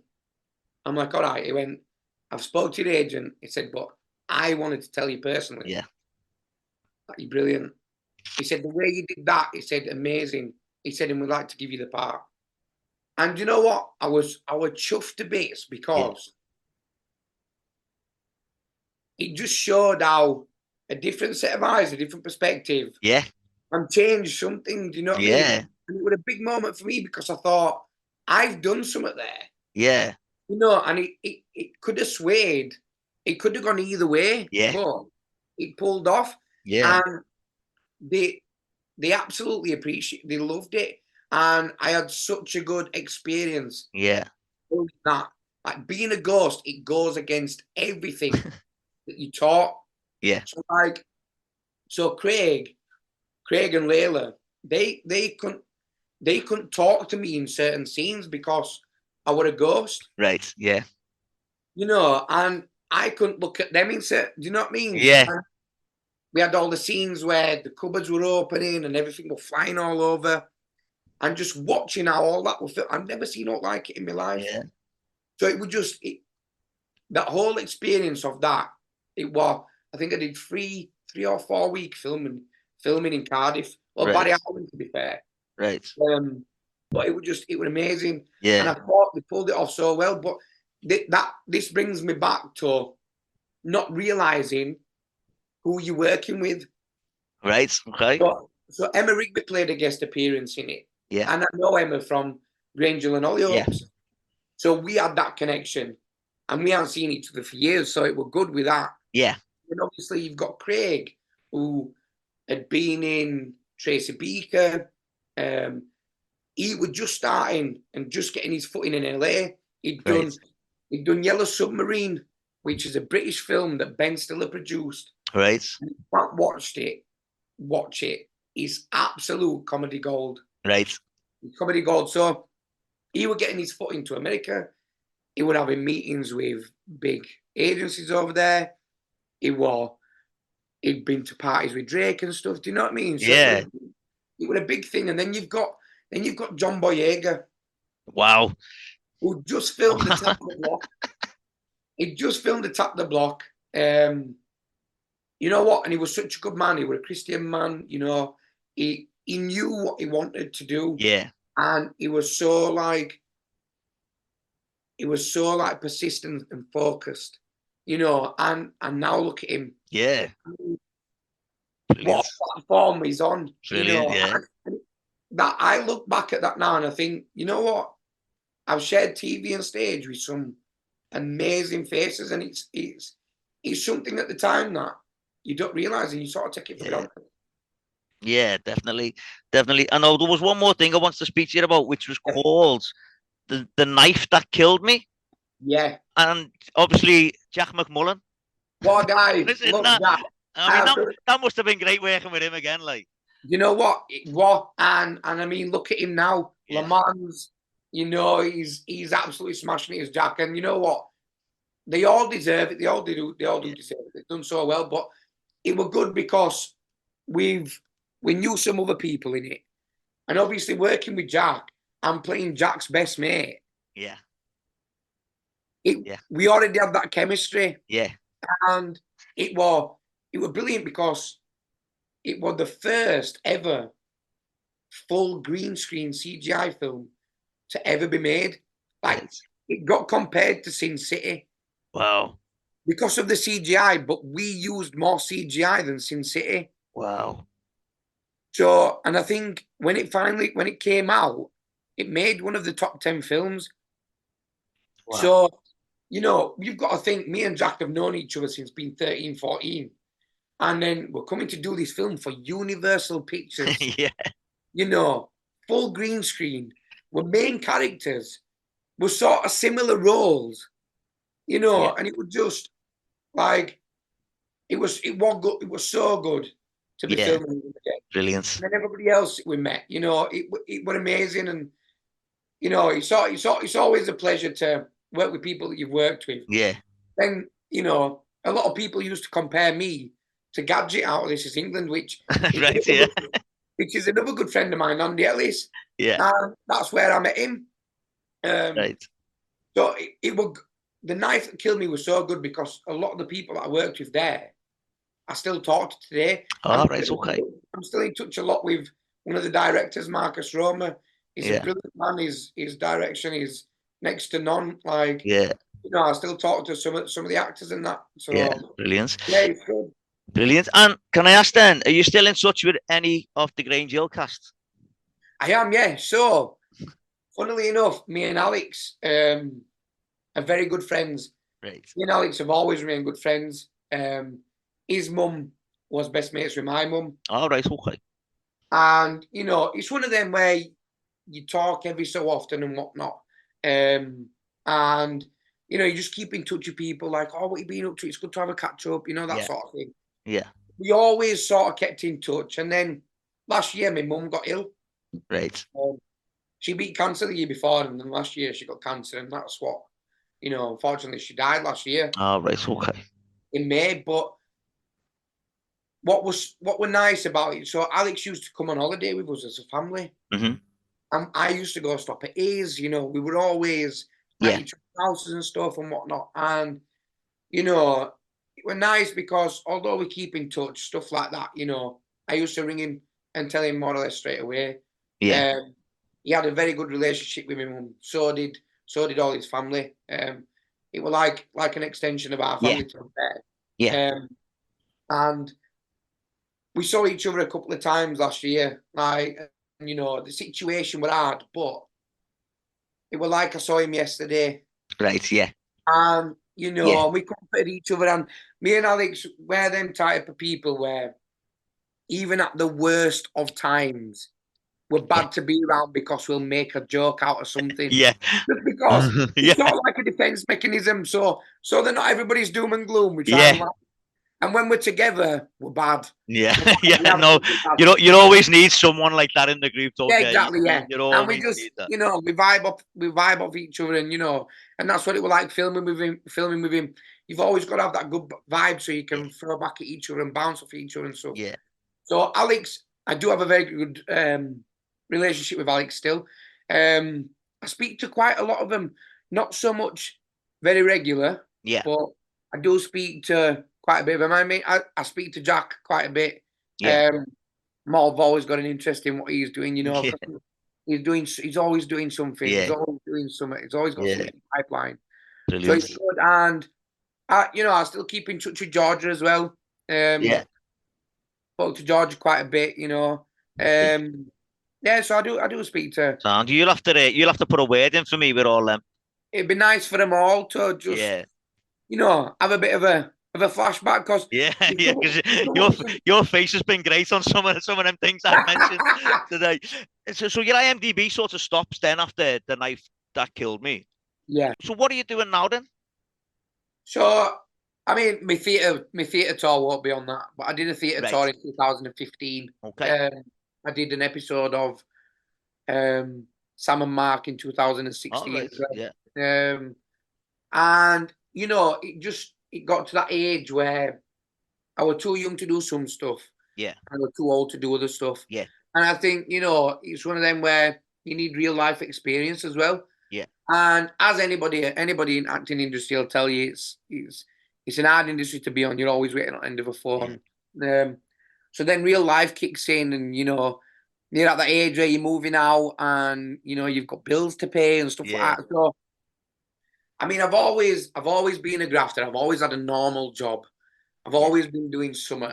And I don't mind putting the graft in. So from, I'd probably say 2017 up until now, I've had various different jobs.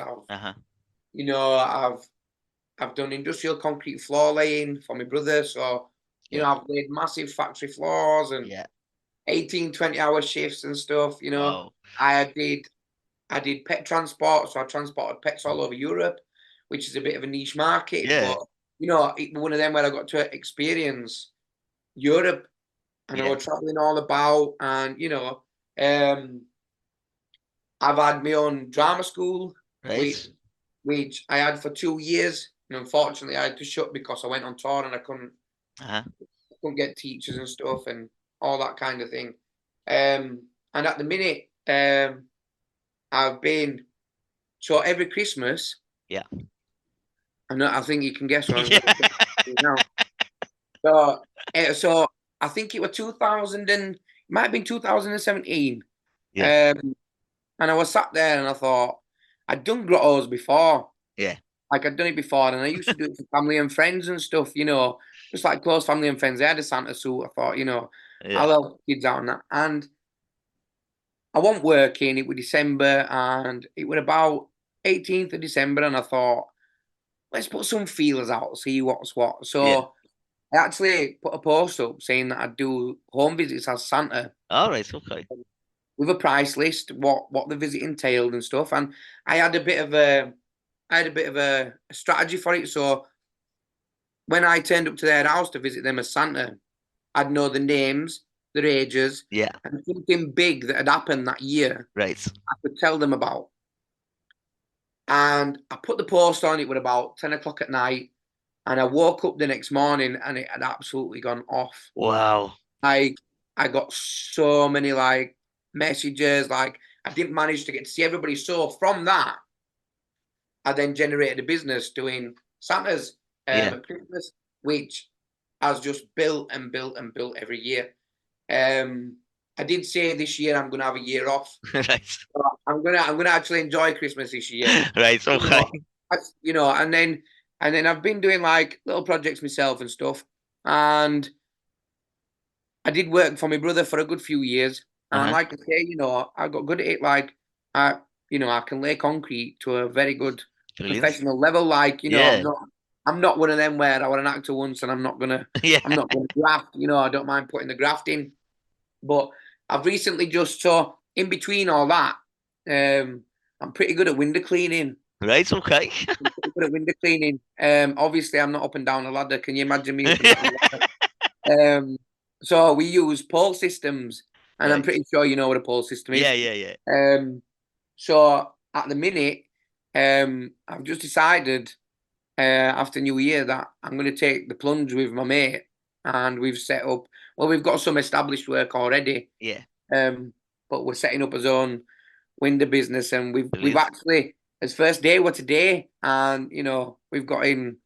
You know, a couple of jobs, and we've actually got like a £250 job as well. So we're not doing too bad at the minute, but I am running a couple of other projects as well. So I do a bonkers bingo. All right.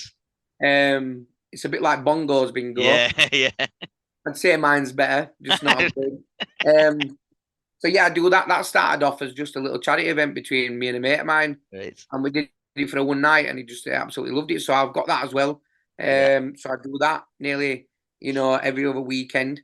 And I've just done an event in November, which we used to have a nightclub in our town, and obviously it shut down it shut down a few years ago, but with times like they are now, you know, more places and more places are just shutting down. So I had a bit of a reunion, and I held a reunion for this club. Right.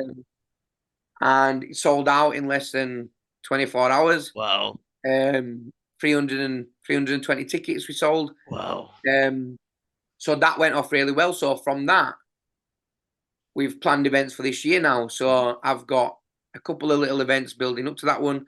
And in August, I'm throwing a very big courtyard party, which should accommodate for, if we've got as things right, about 700-800 people. Wow. And we've got some big names coming.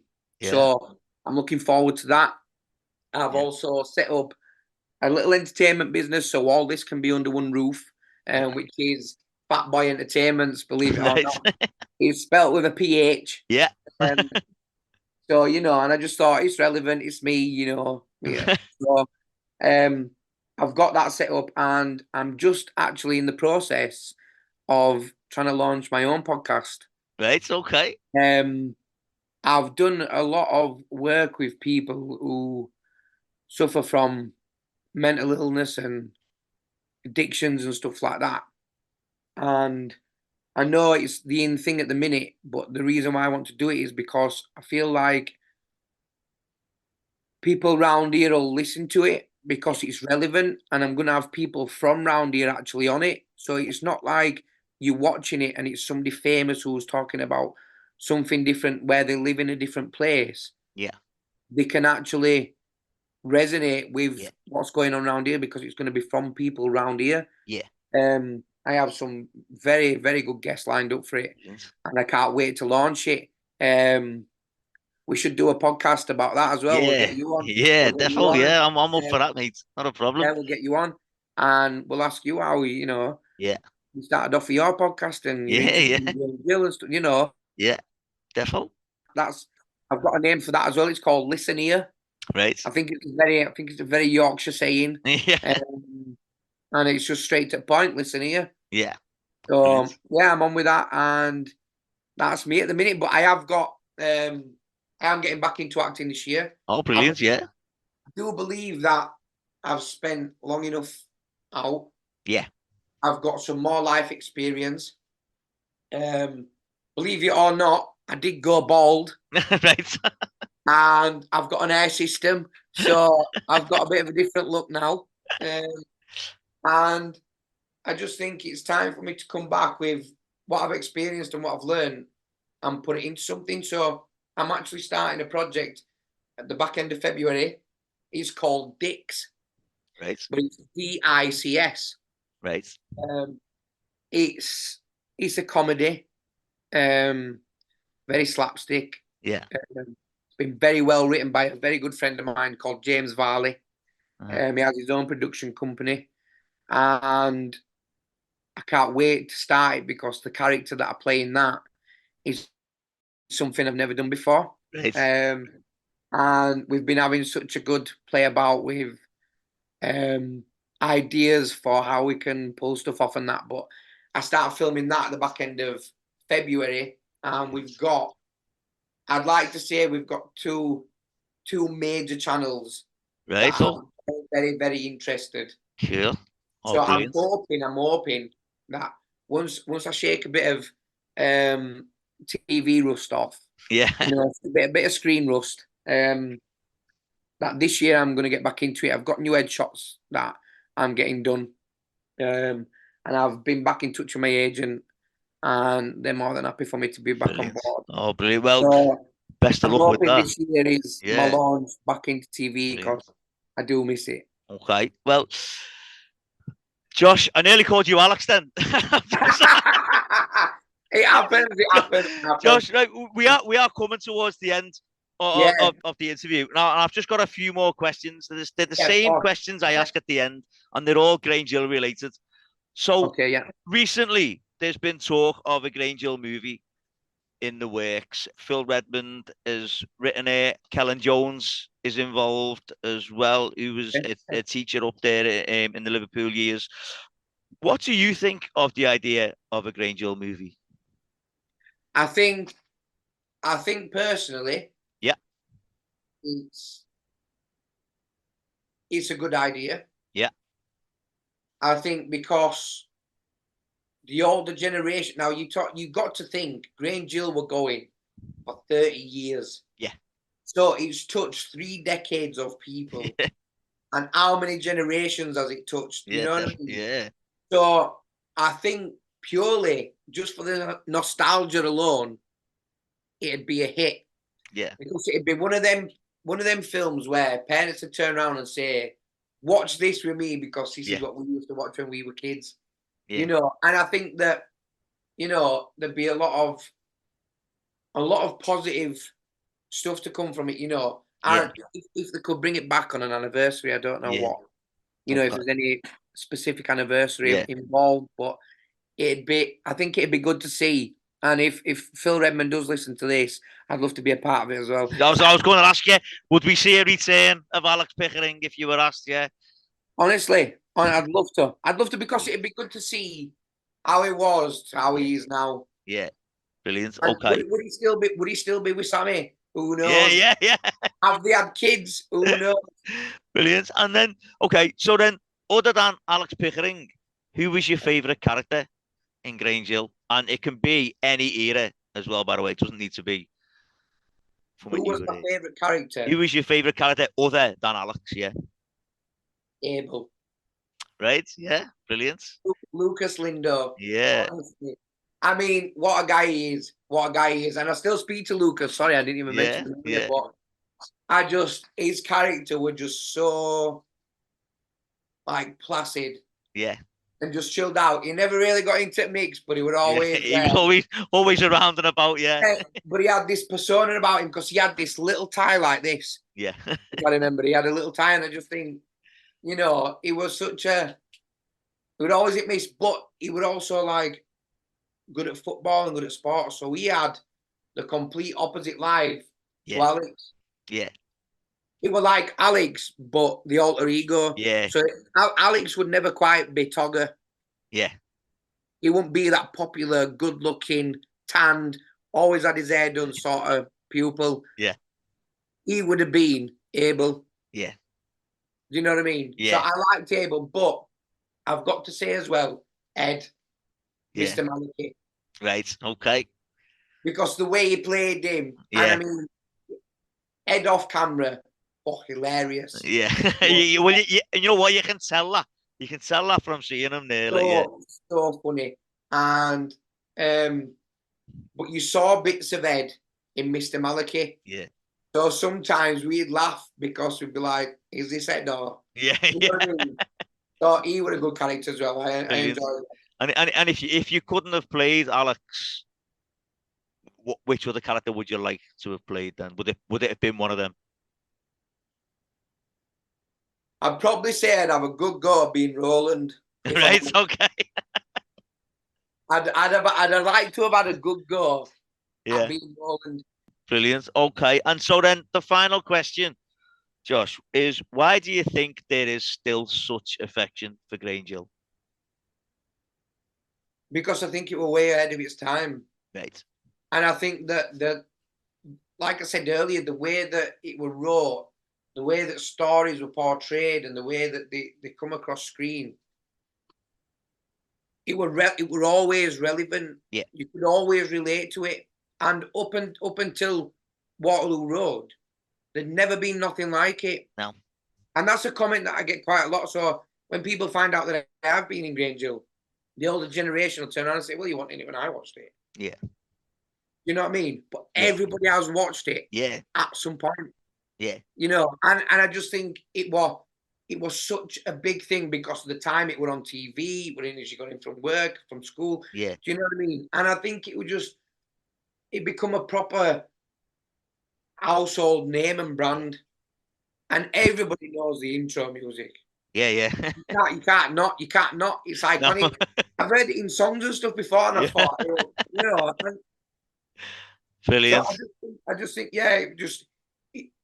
it was like brilliantly wrote, and I think the fact that it spanned for 30 years, like no other children's TV programs ever did that. No. And I just think there's a reason for that. Yeah. It keeps on going. Yeah. Now, whether there should be a remake or not, there should be more relevant. Yeah. Brilliant. Well, honestly, Josh, thank you so much for coming on. This has been an absolute epic. This episode, I mean, this is the longest one we've ever done. I can talk around houses. I said to you before we started, I said, considering you're only in it for four series, 66 episomes out of 80. Do you know what I mean? That's a hell of an amount there. And once again, thanks so much for coming on and talking and sharing your experiences, not just with Grange Hill, but with the industry as a whole as well. It's been brilliant talking to you. Like I say, I nearly called you Alex before. I told you the other day, that email I sent, I actually wrote "Hi Alex" at the start, and then realised that I wasn't actually sending it to Alex Pickering. I was sending it to you. But no, it's been brilliant talking to you. So thank you so much. Every minute of it. Thank you so much for coming on. It's been great. It really, really has. And to anyone that's listening, I'll speak to you next time. Cheers. Thanks. Bye-bye. See you later.